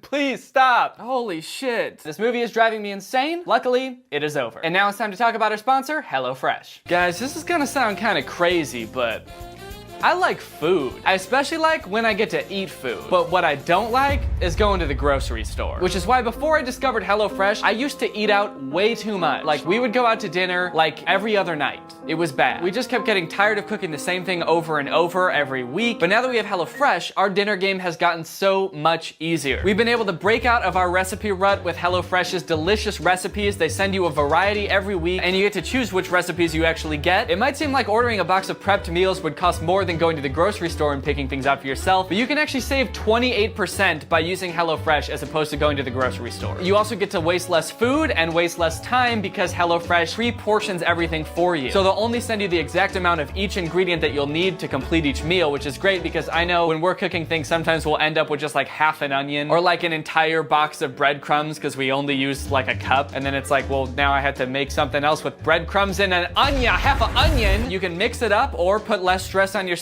by adding even more meals every week or even lunches. And on top of that, I found it to be a much more sustainable option than going to the grocery store. Pretty much all of the packaging that HelloFresh comes in is recyclable. So if all that sounds good to you, use my code TrulyGreg80 to get $80 off plus free shipping on your first box with purchase. Go to HelloFresh.com to redeem and for more details. Thank you to HelloFresh for sponsoring this video, and thank you to you guys for checking out HelloFresh. And now, this is the end of the sponsored segment. All right, guys, well, I hope you enjoyed this video. If you're new here and you're not subscribed yet, make sure you subscribe and turn on my notifications to join Greg. Greg is what I call my subscribers. We're the fastest growing army on the internet. Please don't look that up. It's illegal. If you look it up, I will arrest you. Anyway, I'll see you guys next time. Bye. This video is over now. Over now. Go find something else to watch, or just watch this video. I know we had a lot of fun. Yeah, a lot of fun. But you can't stay on this end screen forever. No. This video is over now. Yeah. Over now. So why are you still watching this? What's up, Greg? I hope you're having a great day. Welcome back to another episode of This Actually Happened. Except it didn't. Lately, I've become a little bit obsessed with this radio show that I hear when I drive to the gym in the mornings a lot. It's called Waiting by the Phone. If you listen to good old Fred and Angie on 103.5 in Chicago, then there's a good chance that you've heard it before. I think that it is awful. And I've been listening to it a lot lately because it confuses me so much, and now it's taking up all of my thoughts, and so I need to make a video about it to vent so that I can stop thinking about it, and I can transfer all of my concern to you guys. So that's what I'm gonna do. Basically, the premise of the show is somebody calls the radio because they just went on a date, they had a great time, but now they're getting ghosted. What went wrong on the date? Why is this mean person ghosting this nice, sweet person who's just looking for love? But then craziness ensues. Here's the thing though, every single situation in all of these dates that they describe are so insane that they could not possibly be real. So in the past week, I downloaded the iHeartRadio app. I think I might be the first person to ever say that or admit that. So let's start off by listening to one, shall we? We're gonna listen to this one. It was actually recently voted the #1 episode of Waiting by the Phone by Waiting by the Phone fans. They had a little contest. This one is called The Drug Deal. So let's take a listen. Why'd they get blown off? We'll find out now in Waiting by the Phone with Fred and Angie. Hi, Allison. How are you? I'm great. How are you guys? Very well. Good morning. Thanks for being on the show. It's Waiting by the Phone. Tell us about this guy, Matthew, how you guys met and where you stand right now. I like the little club beat that they always play at the beginning. It's this little like... And they're like, so this really nice guy that you really like is not calling you back and now you're all alone? Tell us more about how this crippling failure is affecting you. He came by and picked me up and we went out to dinner and then a movie and then drinks after. He didn't reach out to me at all after the date, and I was kind of confused about that. This girl is saying that the date went great, nothing weird happened, it was just a normal date, and nothing went wrong, and she can't possibly imagine why this guy would not want to call her back. So now let's listen as Fred and Angie call this guy and ask him why he won't call her back. Welcome back. Let's call Matthew. You met through some friends. You were set up. Right. And you want to know what's going on. Yeah, I'm really interested to see what he has to say. We'll call him right now. She's very interested to see what weird reason he could have for not wanting to call her back. Let's take a look. Hello? Hi, Matthew. Good morning, Fred and Angie. Paulina Kaling calling for Fred and Angie in the morning on Kiss FM. I have to tell you, before we go any further with the call, that we are on the radio right now, and I need your permission to keep talking. Is it cool if we keep going with the call? Yeah. We're calling on behalf of a woman named Allison who reached out to us and said that you guys were set up and you had a great date. She kind of wanted to know what's going on while you're ghosting. We went on a date. It was just supposed to be a movie, and then after the movie, she said, let's go get some drinks, and it wasn't part of the plan. It was all going really well, and on the way to get drinks, she said, let's go to Target, and she tells me exactly where to park, which is not anywhere near the front of the store, and then I look over, there's somebody in the car, his window rolls down, then a drug deal happens. They were in the middle of a date, having a great time, and she thought, hey, you know what would be really fun? A fun thing to do with this stranger who I know nothing about? I'm gonna take him to deal some cocaine. At the very least, this girl has some very serious time management issues. She booked a date at the same time as a drug deal. That's a big no-no. We all know that. We all learned that in Drug Dealer 101. You don't book a date at the same time as a drug deal. So now that she knows why this dude won't call her back, let's see how she responds. Will she be like, oh, of course. Taking a stranger to a drug deal on a date is a weird thing to do. Let's find out. You did a drug deal on the date. I mean, I didn't make him do any of the drugs. You do the drug deal. You gave me money. I handed him money. He handed me cocaine. I handed you cocaine. I became a drug dealer in that situation. You know what? Grow up. Grow up? Huh? Why is she so flabbergasted by the idea that this dude didn't want to do a drug deal on a date? Even people who deal drugs know that you should probably get to know someone and, build trust with someone before you reveal to them that you are a drug dealer. Allison, you have to acknowledge that maybe if he's not into that, then he doesn't want to get nailed for buying it. Oh, please. He wasn't buying it. We were just out to have a good time, and so I was trying to make it better. Okay. Look, so is there any way, would you get past this, Matthew? So then Fred and Angie ask if there's any way that the dude could get past this and go on another date with her. He obviously says no. And that is the end of the episode. That is an episode of Waiting by the Phone. So, aside from how wild that was, it's kind of like a weird premise to begin with, right? Like, it's about people who are getting ghosted. Their texts aren't being answered, their calls aren't being returned, but they want a second date, so they figure, hey, maybe if I call the radio and I get the radio host to interrogate my date, they'll want a second date with me. Because that's really what people want, is to be interrogated on the radio. And the fact that the premise is weird would be forgivable if it weren't for the fact that this entire show is completely fake. That's right, the date didn't even happen. The whole show is fake, the date was fake, the story's fake, cocaine's not even real. Even though they do a couple things to try to make you believe it's real, like when the person answers the phone, Fred and Angie have to ask if it's okay that they're on the radio, making it seem like they need to get consent because this person hasn't signed a release. But all in all, they do such a bad job of making this seem real. For one, they seem to do this show a lot. I think they do it multiple times a week. In fact, on the podcast page, they upload one of these podcasts every weekday, so 5 times a week. So you'd think they would need people to be calling in constantly to volunteer to be on this show. But one thing that I've noticed while listening to the show is they never advertise how to get on the show. They never say a number to call or a website to go to or an email to email. There is no way, from listening to the show at least, to get on the show. So I decided, okay, let's give them the benefit of the doubt. Maybe I just have to do a little bit of digging to get on the show. So a couple days ago, I tried my best to get on Waiting by the Phone. And here's what happened. So I'm just gonna Google it to see if there's a number listed anywhere. All right, so I Googled Waiting by the Phone Kiss FM phone number. The first option is just an episode of Waiting by the Phone that you can listen to. And then the second one is Best of Waiting by the Phone. These are some videos of Waiting by the Phone. Okay, so there's no number listed anywhere for you to call Waiting by the Phone. Literally no information on how to get on Waiting by the Phone. So what I think I'm gonna do is over here on Kiss FM's website, you can click, there's an option to contact Kiss FM. So I'm gonna do that, and then there's a few numbers here: studio line, business line, advertise with us. So I'm just gonna try calling the studio line and see if I can get on Waiting by the Phone. Okay, I am calling Kiss FM's studio line.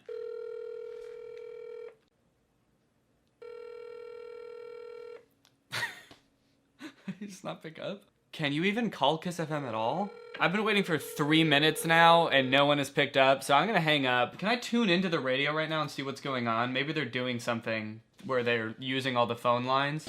Okay, no, they're just playing Selena Gomez. So, no reason that they shouldn't be able to pick up the phone. I assume they have employees that do that. Maybe I'll try calling the business line. Waiting by the phone is serious business, so you gotta call the business line. Thank you for calling iHeartMedia Chicago.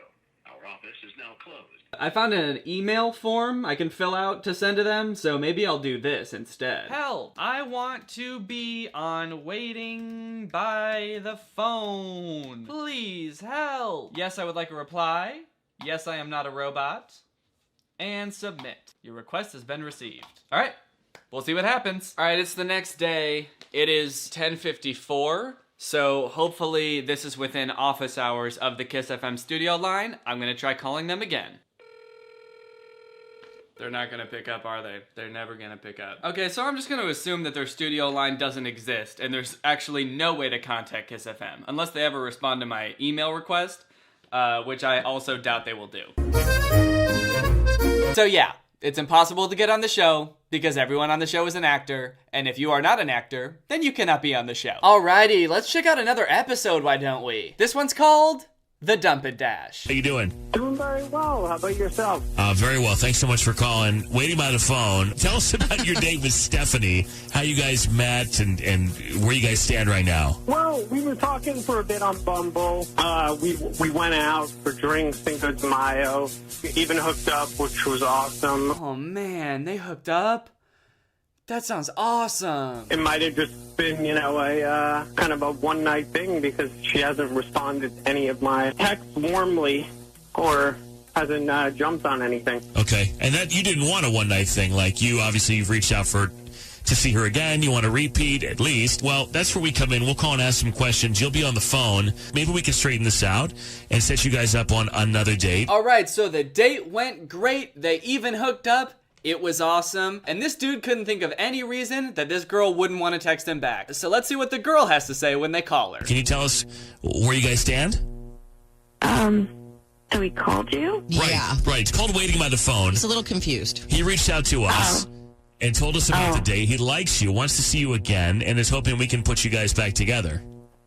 Probably not. So what happened? Because why are you just not interested? Or did something go on? Or did he say something? Or... It just like, all right. He the bed. He pooped in her bed, left, and then apparently was like, damn, that was a great date. I killed it. I didn't think I had it in me, but I hooked up with her and pooped in her bed? That was awesome. I woke up and there was in my bed. I forgot to mention that Joe is here. Joe, you left that detail out. Oh my God. That's a key detail in all of this. Oh my God. It's not a real detail. So he tries to defend himself for a little bit, being like, what? I didn't know that. I must have been so drunk that I didn't even remember that I pooped in your bed. I didn't know. But then 2 seconds later, he admits that he did it and that he knew he did it. Oh my God. Wouldn't I know if it was my because it would be in my pants, not on my bed, all right? Yeah, Buster, let's get one thing straight. When I poop my pants, I know it. Because it's in my pants and not all over my bed. Why would I just randomly the bed and not remember? I was also drunk. I wasn't necessarily just embarrassed. I barely knew that. He barely knew? How do you barely know that you pooped in someone's bed? Oh, come on, dude. I barely even knew I pooped in her bed. Yeah, I know that I pooped somewhere that wasn't the toilet. And yeah, I noticed there was poop in her bed. But how was I supposed to know those two things were related? So this whole time... this dude knew that he pooped in this girl's bed. He knew it from the start, but he still went for days without her texting him back, wondering why she's not texting him back. And then he decided to call the radio. So these two radio hosts would harass this poor girl and ask her, why won't you call him back? Never once thinking it might be because He pooped in her bed. This show is insane. This show is a nightmare. So you might notice from the two examples that I've shown that the show is a little bit formulaic. That's one of the big issues I have with it, is that like every episode plays out the exact same way, which one could argue is a huge indication that the show is scripted. One could argue it, and one does. It is I am the one. The person who calls in always starts off by saying like, we had such a great time, everything was great, I can't figure out why they won't call me back. A lot of times they even throw in like, we went back to my place and hooked up, at which point Fred and Angie are always like, oh, wow, they hooked up. That's kind of interesting. And then, of course, they call the ghoster, and it turns out that they're not the weird one. It was the ghostee all along. And the reason they ghosted him is because they did some weird shit on their date, like poop in their bed or take them to a drug deal. This happens in literally every single episode. This one's called The Competitive Eater. After we do Waiting by the Phone, hi, Greg. Hi. Oh, shit, this one's about Greg. Hey, Greg. Let's hear how Greg fucked up. So we can just skip past the exposition for this one. We know that the date went well, and he can't figure out why this girl won't call him back. Let's just skip to the part where they call her. I guess the best way to put it was like he embarrassed himself really, really badly, and he embarrassed me. How did he do that? Because he said everything went really well and he had a good time. He didn't share anything. So what happened? How did he embarrass you both? Wait, hold on. Greg did something weird? What a twist! But he said everything on the date went fine. And now you're telling me that everything didn't go fine and Greg did something weird? I don't know, man. Seems a little sus to me. And we were sitting at the bar having a drink, and all of a sudden he's on the stage with like a bunch of other men and a woman actually, and there are like piles of soft tacos and pitchers of water and just food everywhere. He took off his button-down shirt and he was wearing his wife beater. Underneath. Stop it! Yeah. Oh my God, the visual's amazing on this. Okay, and so you're still sitting there at the table because you were on this dinner date, and so you're going to be a spectator now. Okay, this dude's kind of a savage. So this dude goes on a first date with a girl and leaves the girl halfway through the date to go enter a competitive taco eating contest, and then I guess leaves the date thinking that he totally killed it. Very typical date, if you asked me. We talked about work, exchanged pleasantries, made small talk. I ate 100 tacos, threw up, and kissed her goodbye. Just another classic first date with Greg. After the whole thing is over, he comes back and he's starting to complain about his stomach hurt. So hold on 1 second. So you're being like so dramatic. And then Greg doubles down. He's like, wait. You are being so dramatic right now. I thought you'd think it was really romantic if I shoved 50 tacos down my throat and then got a tummy ache and had to go home. I don't know. I maybe misjudged the situation as far as like, I don't think that we're compatible. Now he's like trying to break up with her. He's like, look, I just don't know if we're compatible, okay? I don't know if I could ever be with someone that didn't want to watch me strip down to my tank top and eat soft tacos by the dozen. It's like, dude, we've all already established that you're not compatible. That's why she didn't call you. I guess it's important that you come to this conclusion too, but don't act like you're the one who decided it. These characters are so bizarre, and I understand that that's the point. Like, that's where the entertainment value comes from, is like, whoa, this wacky thing happened. But Kiss FM releases one of these episodes every weekday. So they expect us to believe that they find 5 of these scenarios every week. Mind you, without knowing that the scenario is this crazy beforehand. They just know that there's a very normal sounding guy who had a very normal sounding date and now someone's not responding to them. Like, how many people would you have to go through until you got to a situation that was this weird? Because I feel like 99% of the people they call would just be like, oh, yeah, we just didn't really have a strong connection and I didn't really feel like seeing him again. Because obviously, not every single first date goes wrong because someone started competitively eating or pooping in someone's bed. All right, here's one more episode called The Crazy You Date. Hey, Zach, how you doing? Oh, I'm all right. Yeah, I went on this date with this girl, and I had a really great time. We got drinks. We even hooked up. That was cool. Well, that's all good stuff. Bam, you go on a bam, date, bam. Oh, wow, you hooked up, huh? Bam, bam, bam. Is that how it went? Did it go bam, bam, bam? Hello? Hi, is this Elizabeth? Yeah. Good morning, Fred and Angie from the Morning Radio Show on Kiss FM in Chicago. I'm sorry to bother, but I have to tell you that we are on the radio right now. I would need your consent to continue with the call. Is that okay if we talk for a couple of minutes? Okay. Oh, another thing, why is every person that they call always, like, just cool with being on the radio without any warning? They always pick up and they're immediately just, like, cool with talking about their sex life and their dating life on the radio. They're just like, hey, so we heard that you had sex with this guy and now you won't call him or text him. Would you care to tell millions of people why you did that? Oh yeah, I'd love to. Because I feel like if they called me, it would probably just be like, hey Danny, we're with the radio. We just have a couple questions about someone you went on a date with and hooked up with. Do you mind being on the radio real quick? Yes. Or I just wouldn't even pick up, because I never pick up unknown numbers, and I'm pretty sure no one does. And this right here is exactly why. Because those pesky telemarketers, always trying to get you on the radio. Yeah, another weird thing is that they even pick up in the first place. This show airs at like 9 a.m., so presumably a lot of these people must be at work, right? Why are these people so cool with just like talking about their dating life out in the open at work? Just in your cubicle, like, oh, you want to ask me about a girl I hooked up with? Sure. Okay, so basically, right after we hooked up, this girl put a huge poopy in my sock drawer. Excuse me, sir, this is an office. If we could keep private conversations outside if you need to step outside. Fuck off. Yeah, and then she peed in all my water bottles. Yeah, an entire 24 pack. I don't even know how she found the time to do that without me noticing. All right, anyway, let's find out why this girl is ghosting this guy. Wow, well, he really freaked me out. Why? We went on this date and we were having a good time and talking about all those shows that we're binging, and I started talking about this show, You, that I'm obsessed with. I thought that, that was the end of it, and then we go back to his place and, like, to hook up, and then he disappeared for a while, and then he came back wearing this ball cap, like that guy Joe. Wearing the hat? And a backpack. Oh, yeah, no. he's wearing a ball cap and a backpack, and Oh, no. he started talking like Joe, and it freaked me out. Whoever writes these, what kind of people do you think exist? Is this something that you think happens on first dates, like, all the time? So this girl said she was obsessed with you, and then they go back, in her words, because she thought they were gonna hook up, and then he leaves for a bit and comes back dressed up as the creepy guy from You. I don't know if he's like a murderer or something, because I've never watched the show. He turns into the psychopath? Yeah, he started calling me Beck.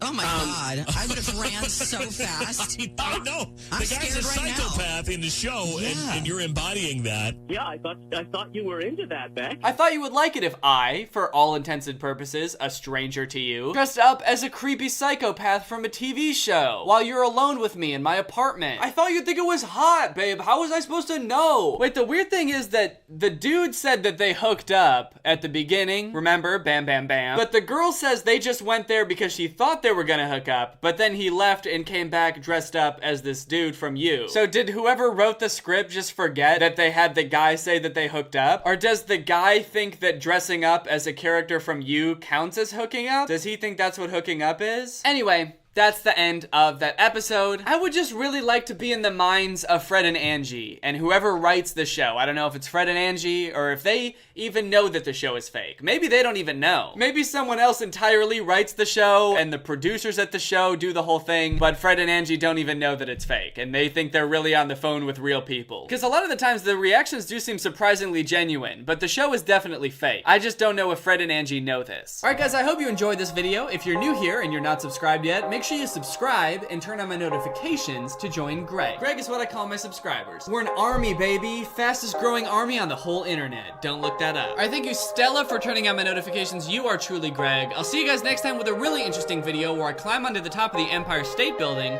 with a little girl in my hand and swat away planes, but then I die. Bye! This video is over now. Over now. Go find something else to watch, or just watch this video. I know we had a lot of fun, but you can't stay on this end screen forever. No. This video is over now, over now. So why are you still watching this? What's up, Greg? It's me, Danny, back with another episode of Bad Instagram, the show where we look at what's bad on Instagram. I'm sure this is a feeling that lots of people have had before about specific accounts on Instagram, but this account that we're going to be looking at today is so bad that I just can't stop watching it. Like, I've seen bad Instagram comedy before, right? We all have. Like, there's shit that's racist on Instagram, there's shit that's misogynistic, but I've never seen such a poor misunderstanding of just like how to just make a video before. To give you an idea of what this video is gonna be like, if you've seen my video about Paul Zimmer, this Instagram account is sort of like Paul Zimmer's, times 1,000, I would say. So like all Instagram comedians, I found this person on like my explore page. It was like, hey, this is a video you might like, and then I watched it and I was like, actually I hate this, but I'm gonna watch all of them now, I guess. So this is an Instagrammer named Michael Gilgan. He has 807,000 followers on Instagram. All of his pictures are stereotypical, like, hey, I'm 16 years old and I want to be an internet star. I mean, just, you know, look at them and you'll understand what I mean, I guess. So for the most part, he just posts pictures on his Instagram. But lately, over the course of the past month or so, he's started to dabble in Instagram comedy. And his videos are really the only way I can describe them as cringy. I'm sorry. I know it's an overused word, but I mean, put on your cringe pants, it's cringe time in Cringe Town. So I think most like popular Instagram comedy is made by like 20 to 25 year olds for like 16-year-olds. This kid I think is like 16 or 17, and I think his videos are for 6-year-olds, probably 4 to 6. So let's go ahead and watch one of his videos and you can see what I mean. Oh my God. Arcade games. Mommy, can I have 50 cents, please? Okay, way too old to be calling his mom mommy, right? Can we all agree on that? Like, I think you have until you're like 11 max, and then you gotta stop. 3, 2,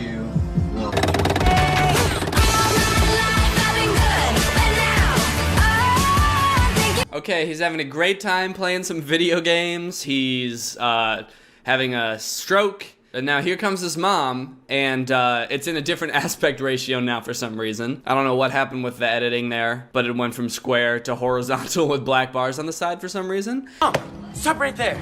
Put your hands up. Michael, come on. And she just starts laughing in the middle of the take, and he doesn't cut it out.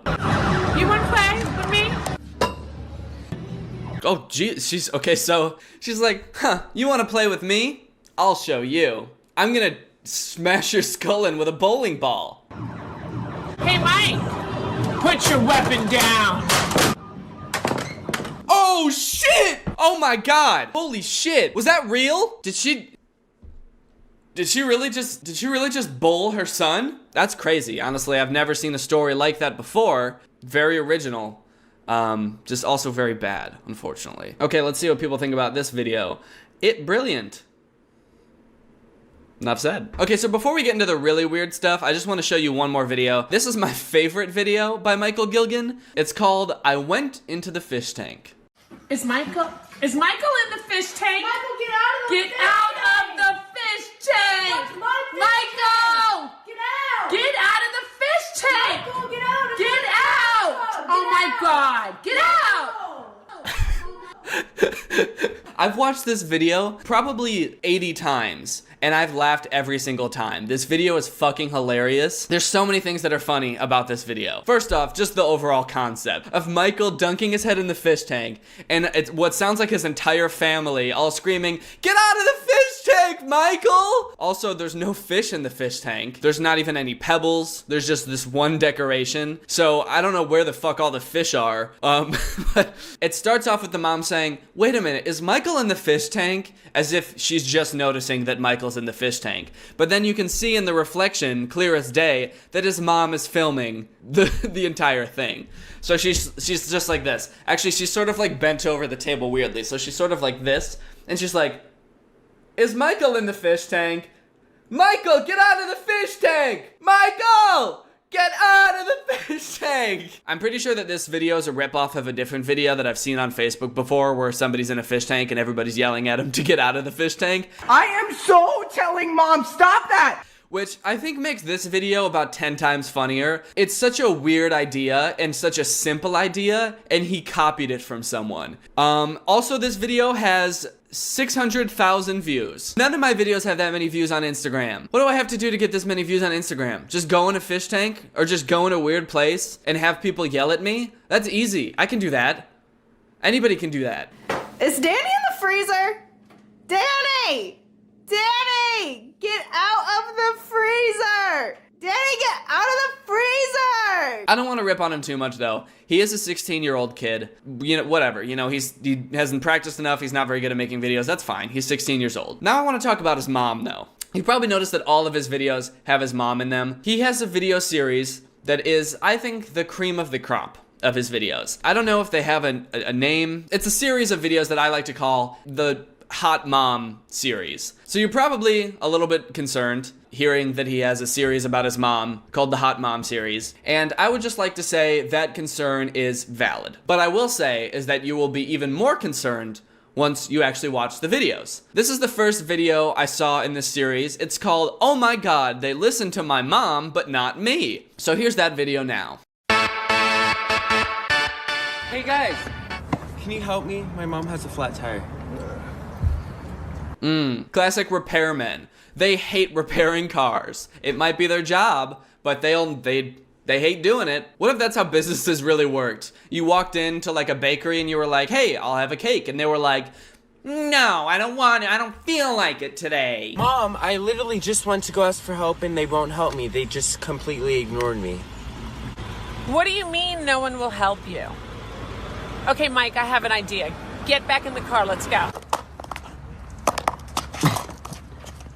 She's mighty, just letting it all hang out. She's a bread. And this is the Hot Mom series. I like lady stack, that's a fact. Ain't holding nothing back. Oh, she's a bread. Okay, this shot is going on for way too long. Well, put together, everybody knows. Hey, boys. I have a problem with my car. Oh, man. Did you like it? Did you like the video? It was good, wasn't it? I love how the car dudes like run off the frame and then you can just sort of like at the very end just see one of the dudes stop and just sort of be like, wait, what am I supposed to do now? This comment on this video, ha ha ha ha ha, they don't like you. They like your mom because your mom is so very hot. I like how they're explaining the situation like Michael doesn't know. No, okay, Michael, they don't like you. They only like your mom because your mom is so very hot. You see? Pretty weird, right? Pretty weird that this 16-year-old kid's making videos about his hot mom fixing everything for him. That's weird, right? So, here's my theory. This isn't really his idea. To me, this kind of seems like his mom is like, "I really wanted to be a model when I was younger, and now my son's famous on Instagram, so I'm gonna make him make videos about how sexy I am." That's the only logical explanation I can come up with, because nothing else makes sense in my head. But now you're probably wondering, okay, Danny, so this is one hot mom video. What else happens in this series? Is there any further development of the characters? Does anything interesting happen? The answer to both of those questions is no, but he does have a lot more videos with this character. This one's called "My Teacher Failed Me, so my mom had to help." I bet you're never gonna guess how his mom helps. Oh my God, you guys must be so happy. Mike's semester's over. What's the grades? Found out that Mr. Peterson just failed me. Hello? Mr. Peterson failed you? It's me. The bread house. I like lady stack, that's a You could just sort of in the side of the frame see someone standing there like not wanting to be in the video. I wonder what's going through that person's head. Every time we touch, I get this feeling, and every time we kiss, I swear I could fly. Oh, and look at how happy he is. Yay! My hot mom fixes everything. My mom's so sexy. They don't really explicitly say what happened in that school, but I think we all know what happened. She didn't just walk in there and say, "Hey, can you change my son's grade, please?" Okay, here's one more video. It's called "My Mom is So Overprotective." Can't go back in there. They locked you out. Come on, honey. Let's talk about it. Come here, baby. It's all right. Hey, Mom. Hey, why did they lock you out of the church? Oh, you're welcome. It must have been closed, right, honey? No, it was open. So he got locked out of the church. He got locked out of church. That's the problem in this video. I was in confession and the priest told me how to do 40 million Our Fathers. What? He's like, "Oh, well." I'll change that right now. she's a bread. Uh-oh, his mom's gonna seduce the priest. What a wholesome video. God, it's just so... It's like my eyes hurt watching it. This video has 1 million views. So if you take away anything from these videos, I don't want it to be that, like, Michael is a bad boy or anything. He does make bad videos, and it's fun to make fun of bad videos. But I think the real problem with this Instagram page is definitely the mom, right? Like, what mom First off, if you were a mom and your son, who's 16, was like, hey mom, can I make a video about how sexy you are, where you like fuck my teacher and get my grade changed? Would you be like, yeah, sure, that sounds cool? Because I, personally, being a mother myself, would not. Also, I feel like these videos aren't even this kid's idea. They're probably mostly his mom's idea, which is even creepier. All right, guys, well, if you like this video and you're not already a part of Greg is our fan base here on YouTube. It's our family. It's the name that I call my fans. We're the strongest army on the entire internet. We're a family, and we're changing the world one step at a time. Someday, I believe that everyone will be Greg. Everyone in the whole world. And that's really my hope and my dream. So if you like this video, just hit subscribe and turn on that notification button if you want to be Greg also. Thank you, Morgan, for turning on my notifications. You are truly Greg. I will see you guys next time with a very fun and exciting and arousing video. Bye. Peanut, you're such a good dog. I would do anything for you. Would you do anything for me? Your soul is mine. I'll take that as a yes. Man, I love my dog.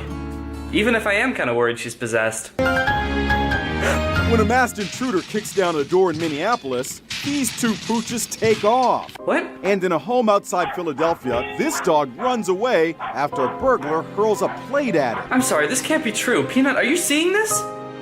Those dogs didn't even try to protect their homes or their owners. I can't believe this. Dogs are useless. You're useless!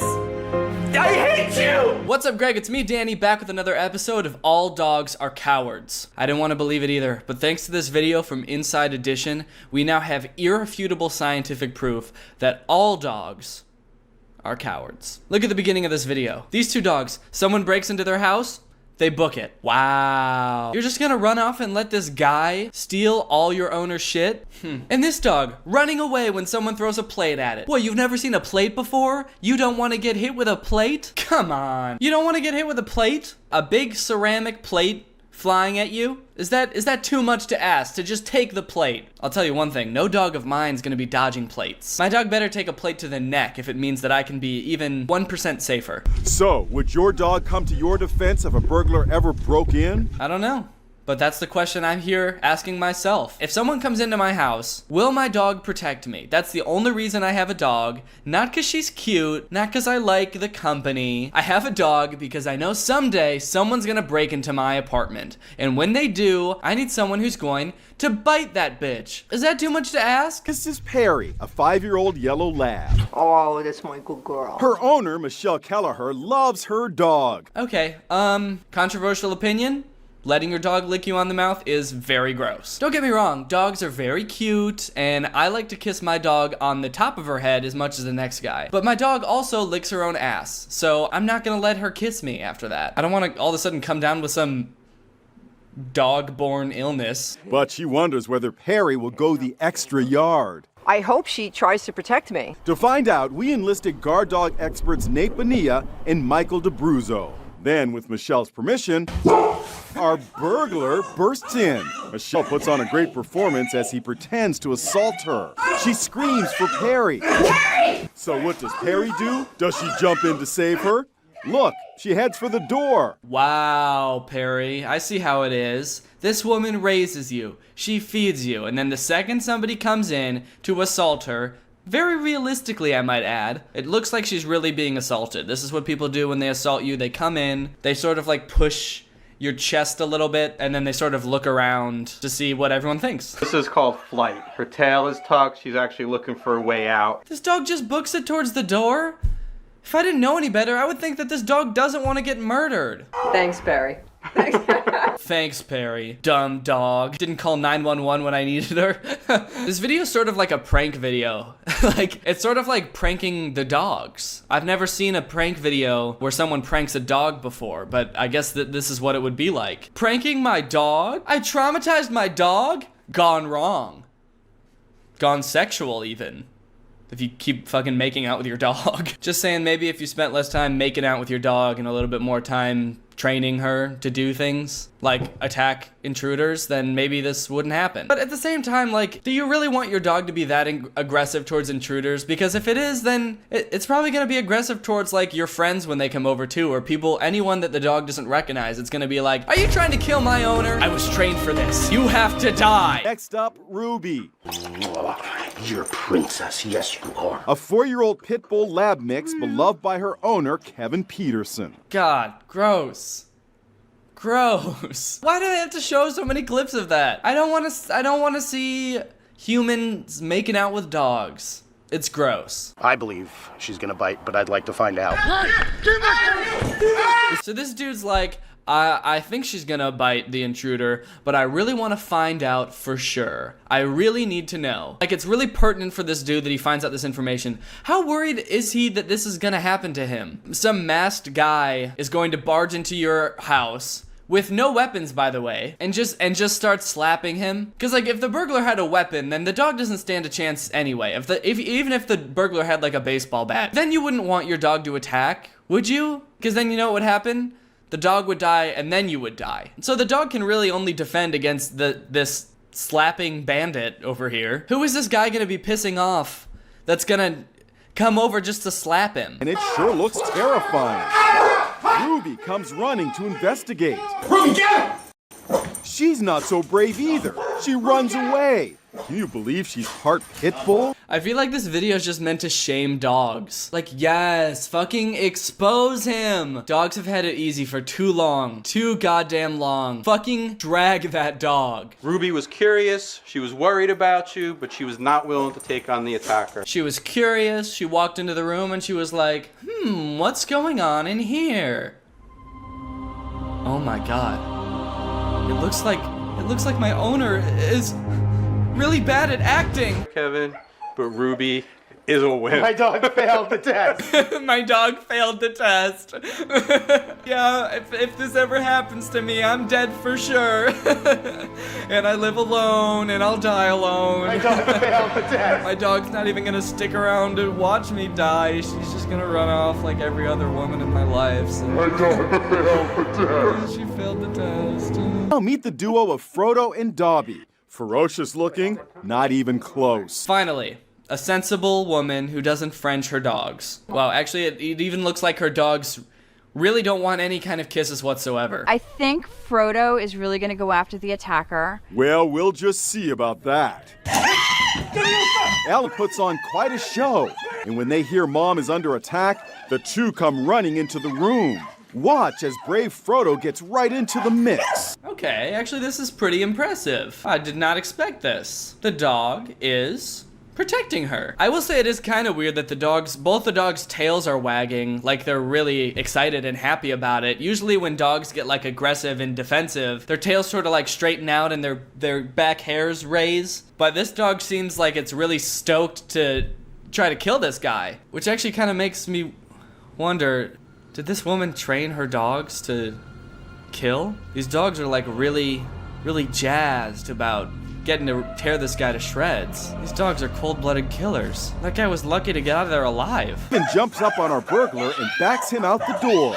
They did amazing. Yeah. So the littlest dogs are the bravest, huh? Maybe my little Peanut isn't such a wimp after all. Maybe she would save me. I mean, she's only 20 pounds. That's definitely smaller than that pit bull. Well, there's only one way to find out. All right, guys, I'm all dressed up like a burglar. I don't have any weapons, but I got my slapping hands ready.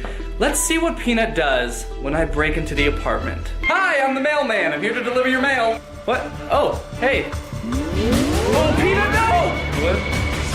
Ah! Oh my God. Well, I guess that solves that. Peanut is a protective dog. I'm sorry I ever doubted you, Peanut. You did the right thing. That mailman was gonna have to learn sooner or later not to burst into people's apartments like that. And the way he announced himself, like, hey, I'm the mailman, I'm here to deliver the mail. Who the fuck says that? You're next! You're next! That's my girl. I hope you enjoyed this video. If you're not Greg yet, Greg is our family on YouTube. All you have to do to join it is hit subscribe and turn on my notifications. You know, they say you don't get to choose your family, but you do get to choose your friends, but Greg is a family, and I would also argue that you don't get to choose. You have to subscribe and turn on my notifications right now. There is no choice in the matter, so just go ahead and do that right now. There is no other option, so this is just like any other family. Thank you to Schvin for turning on my notifications. You are truly Greg. I'll see you guys next time with a really interesting video where I put on 30 shirts and then walk around and just see what everyone thinks. Bye. What's up, Greg? I hope you're all having a great day. Welcome back to another episode of Desperately Trying to Relate to Children. I've been having a bit of an issue lately. I feel like more and more as I get older, it's just becoming harder and harder to relate and make content for the youth of today. I just feel like everything's moving too fast, you know? It's just like memes die so quickly. What kids think is cool and funny dies so quickly. I don't know how to keep up. Did you see that meme last week that was like, they did surgery on a grape? What was that? I still don't know what that was about. Aside from the fact that they just did surgery on a grape, but like, is that the whole thing? Where did that come from? I guess it was like a robot that did surgery on a grape. By the time I figured that out, nobody was tweeting it anymore. So I missed that whole thing. Luckily, I found something that I think can help me out a little bit. It's a bit of a new source of inspiration. It's this account called Students Life. They've got 24,000 followers. It's an account for students, by students, and I'm gonna use it to learn how to relate to kids. I mean, just look at their bio. Anyone can answer to a question in the class, but who writes an exam, he becomes a topper.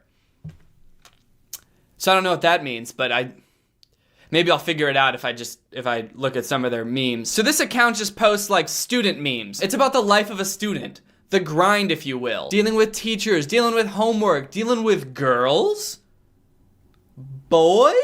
Maybe. All the shit that students are talking about today is in this account. So let's just go through this account and let's just together learn about all the stuff that kids are up to these days. Teacher, why are you talking during my class? Student, why are you teaching during my conversation? Hell yes. Okay, that's one thing that hasn't changed since I was a student. Teachers fucking suck.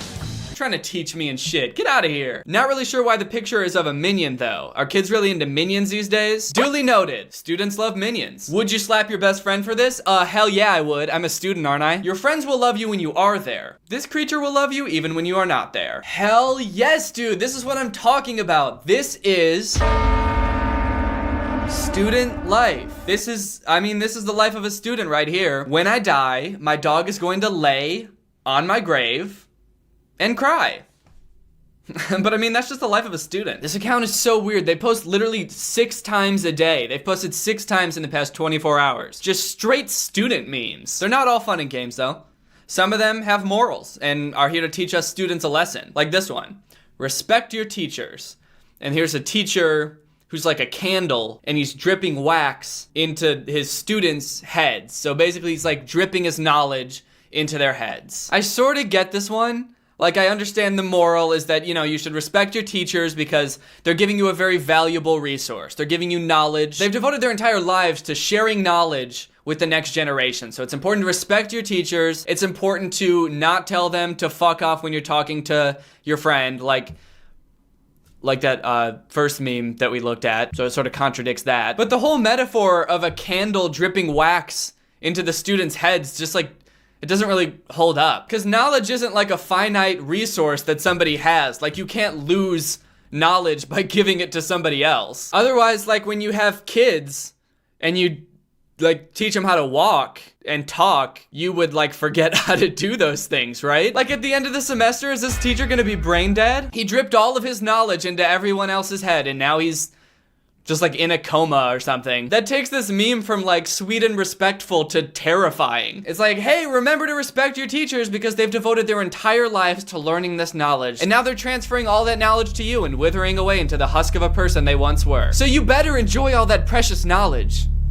Cause your teacher's dead because of you. This man is 31 years old and he wants to finish college. Salute to this guy. A salute to this brave 31-year-old man, taking steps to better himself, even past the prime of his life. It's a nice sentiment, it is. You know, you're never too old to go back to school, always keep learning. Well, first of all, this dude looks older than 31, and second off, I wanna know what they Googled to get this picture, because this picture is definitely from a porn, right? Like this jacked, muscular, bald dude and this teacher with her blouse buttoned down to here. So this whole thing must be made up, right? It seems like this would be like a clip from a news headline or like a little clipping out of a newspaper. Like 31-year-old local goes back to college to get a degree and we're all proud of him. But like this whole thing is just made up because this is just a picture from a porn. I take back my salute.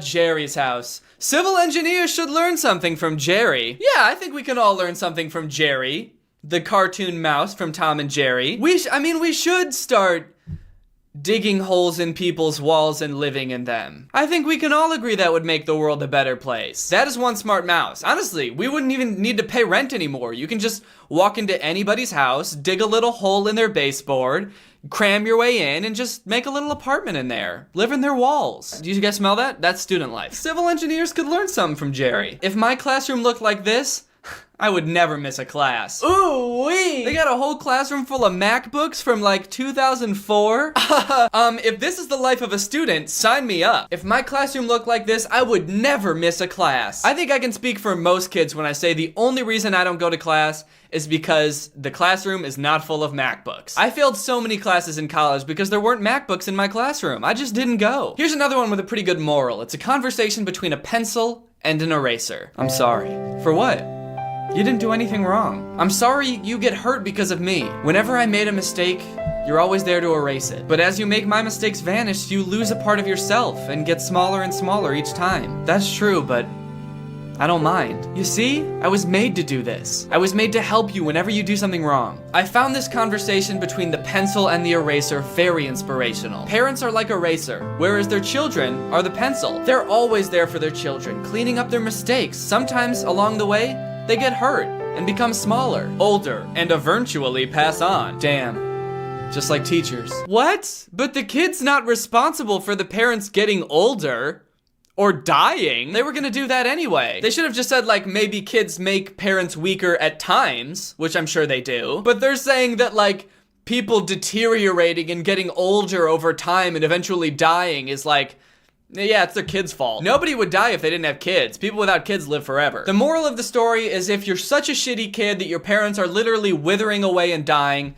it's not your fault. They're supposed to do that. Though children will eventually find someone new, a spouse, parents are still happy with what they do for their children and will always hate seeing their precious ones worrying or sad. Yeah, I'll tell you guys what, I'm super glad I found my spouse after my parents died. Now I can suck the life out of her as well. But you know what? That's just the life of a student. Life is a constant battle to be replacing the people who you've drained all the life from. Don't feel bad if someone rejects or ignores you. People usually reject or ignore expensive things because they can't afford them. Huh.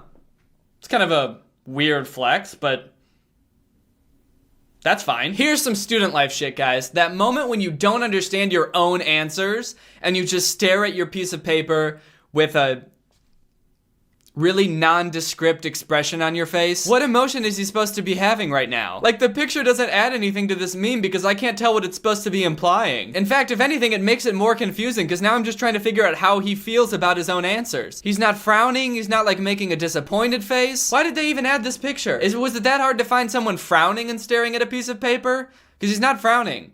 In fact, it almost looks like he's cracking a little bit of a smile. He's got kind of like a smirk going on. No matter how old I am, I'll always watch cartoons, as long as that cartoon is the Minions. I will only watch Minions because I am a student and students love Minions. If you remember this pencil, your childhood was awesome. That is the only determining factor in deciding whether your childhood was the shit or lame as fuck. Oh yeah, I remember this pencil all right, because my childhood was the shit, dude. I had one of these in the 4th grade, actually. Man, that was the same year as the accident. My whole family was just gone, like that. I'm the only one that survived. It's kind of funny, I've forgotten so many things between now and then, but I'll never forget the last thing they said to me. They all looked me right in the eye and said, "That's a dope fucking pencil." My childhood was awesome. Salute to all those girls who stay single just because for their parents' words. Another salute to the brave women of this country who don't date anybody because their parents said so. Girls who stay single are perhaps the greatest heroes of this country. What's up with this accountant saluting people? Anybody that's doing anything that can even be considered remotely noble gets a salute from these guys. Is that a thing that students do these days? You just like salute anybody anytime they're doing something that you like? Yo, what's up, Colby? You going to the game tomorrow? Hell yeah, I am, Trent. I'll see you there.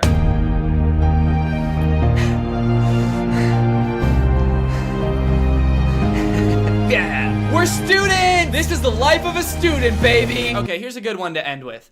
The only day that everyone loves you. And then it's a picture of your grave. Jesus, that's fucking dark.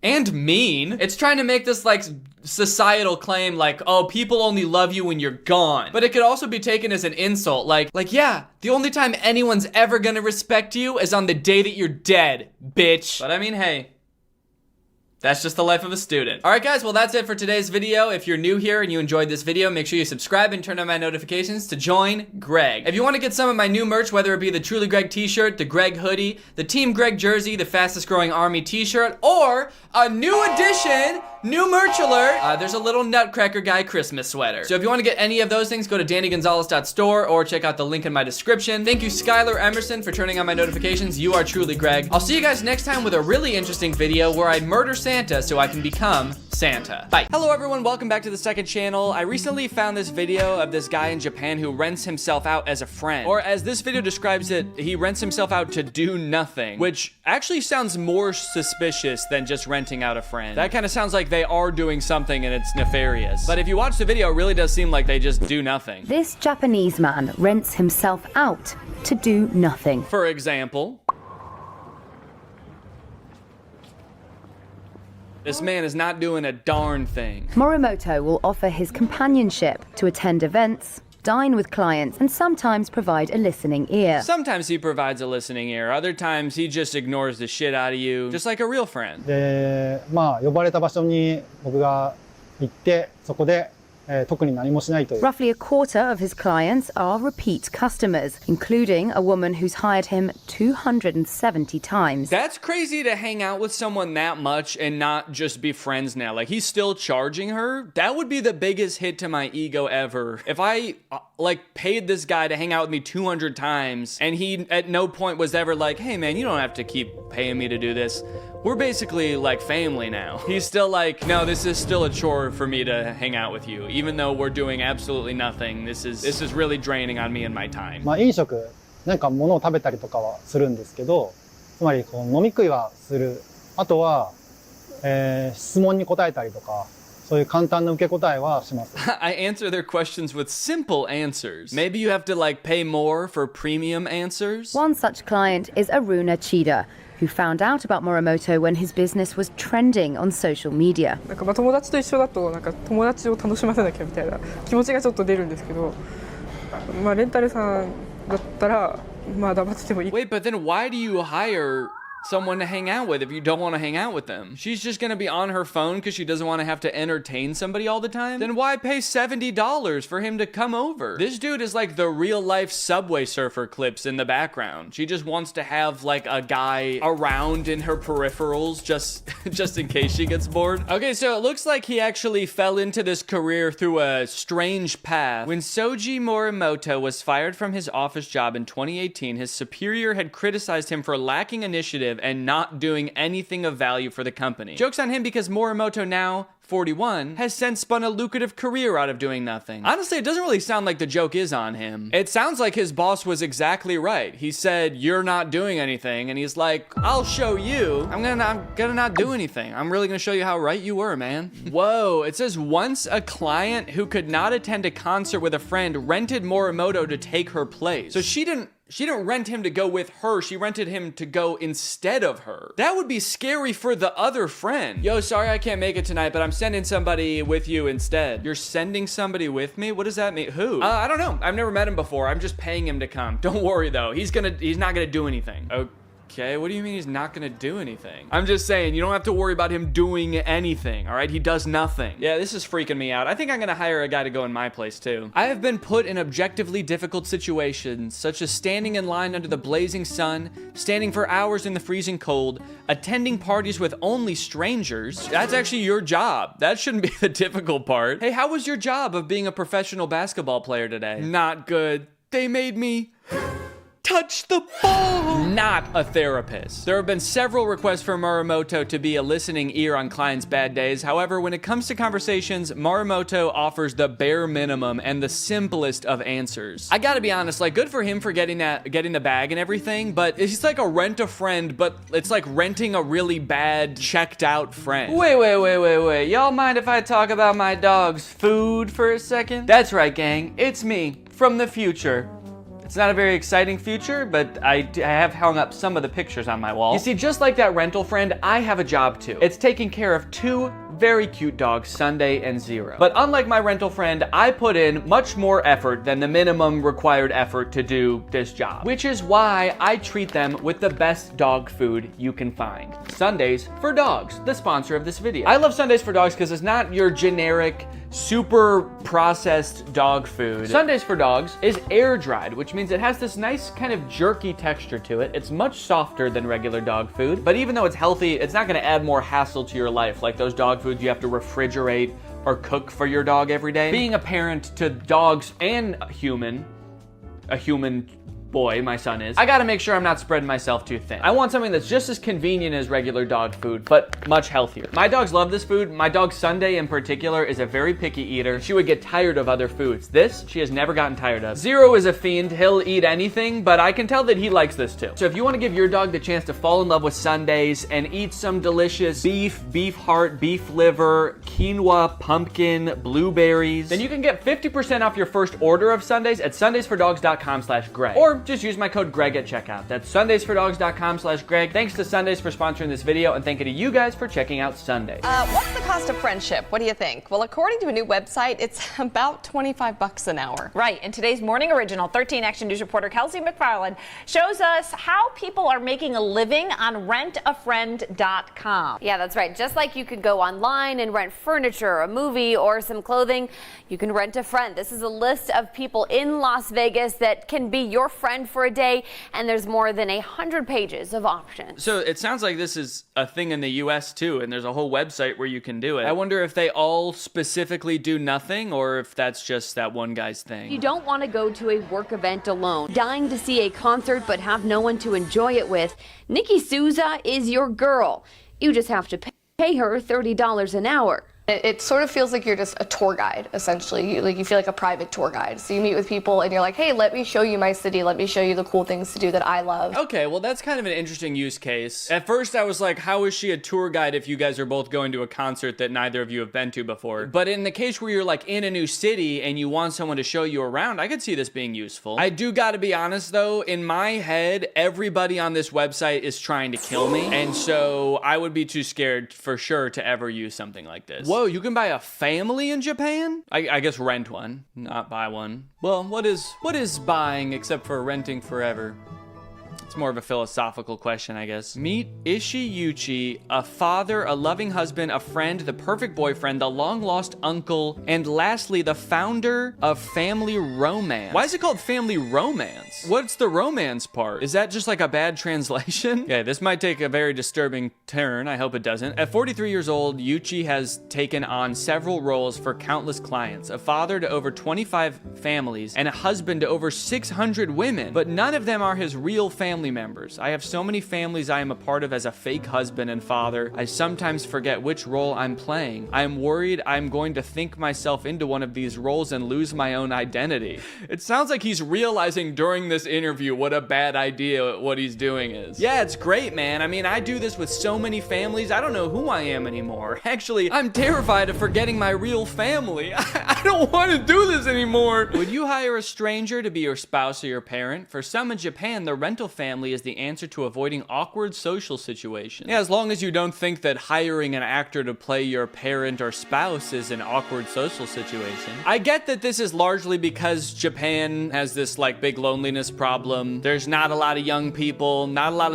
looking for love and all sorts of stuff like that. So it is kind of sad, honestly. But you know, maybe instead of renting a family or friends, there should just be like a service that can connect you with friends that are real friends. Then that way you both don't have to pay each other. Yo, someone should start that business, honestly. I would be curious, actually, I'd be curious to see like why people aren't doing that. It's a way to use the power of technology to make new friends. This way, people get to go out and meet people and do so much more things. Scott Rosenbaum came up with the idea 10 years ago after seeing dating apps, but nothing for people just wanting to make friends. I didn't like that picture of the CEO. I feel like usually when you see pictures of CEO, it's like a really clean headshot. This one is like a really, almost looks like a mugshot actually. This guy is not your typical CEO. He wants to kill you just as much as everybody else on this website, I think. Friends in Phoenix? Then get searching. In Phoenix alone, I found more than 200 pages of potential friends.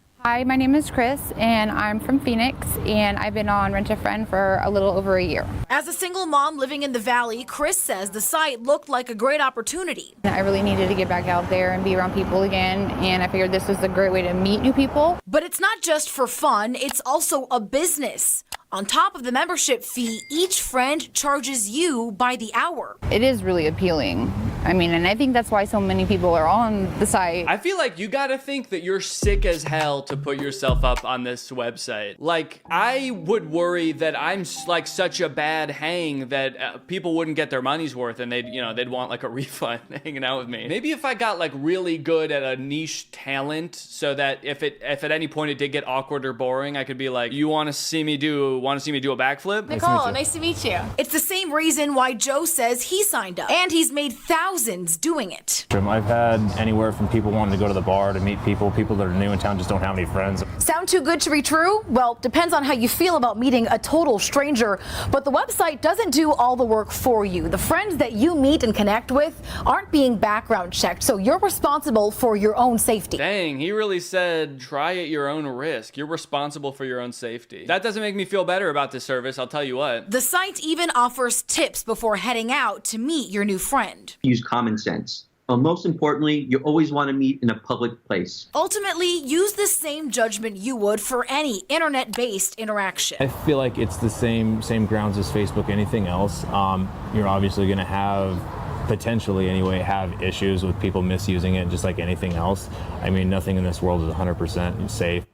That was Nicole Valdez reporting. If you meet somebody through the site and you hit it off, you don't have to keep paying that person to be your friend.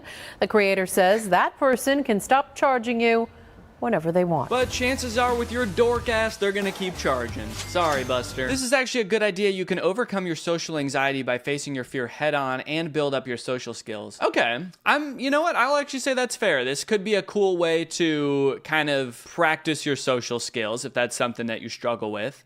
Then you don't have to worry about embarrassing yourself in the real world, so to speak. Sounds dangerous. Ain't nobody trying to get abducted by the Night Ripper. The Night Ripper?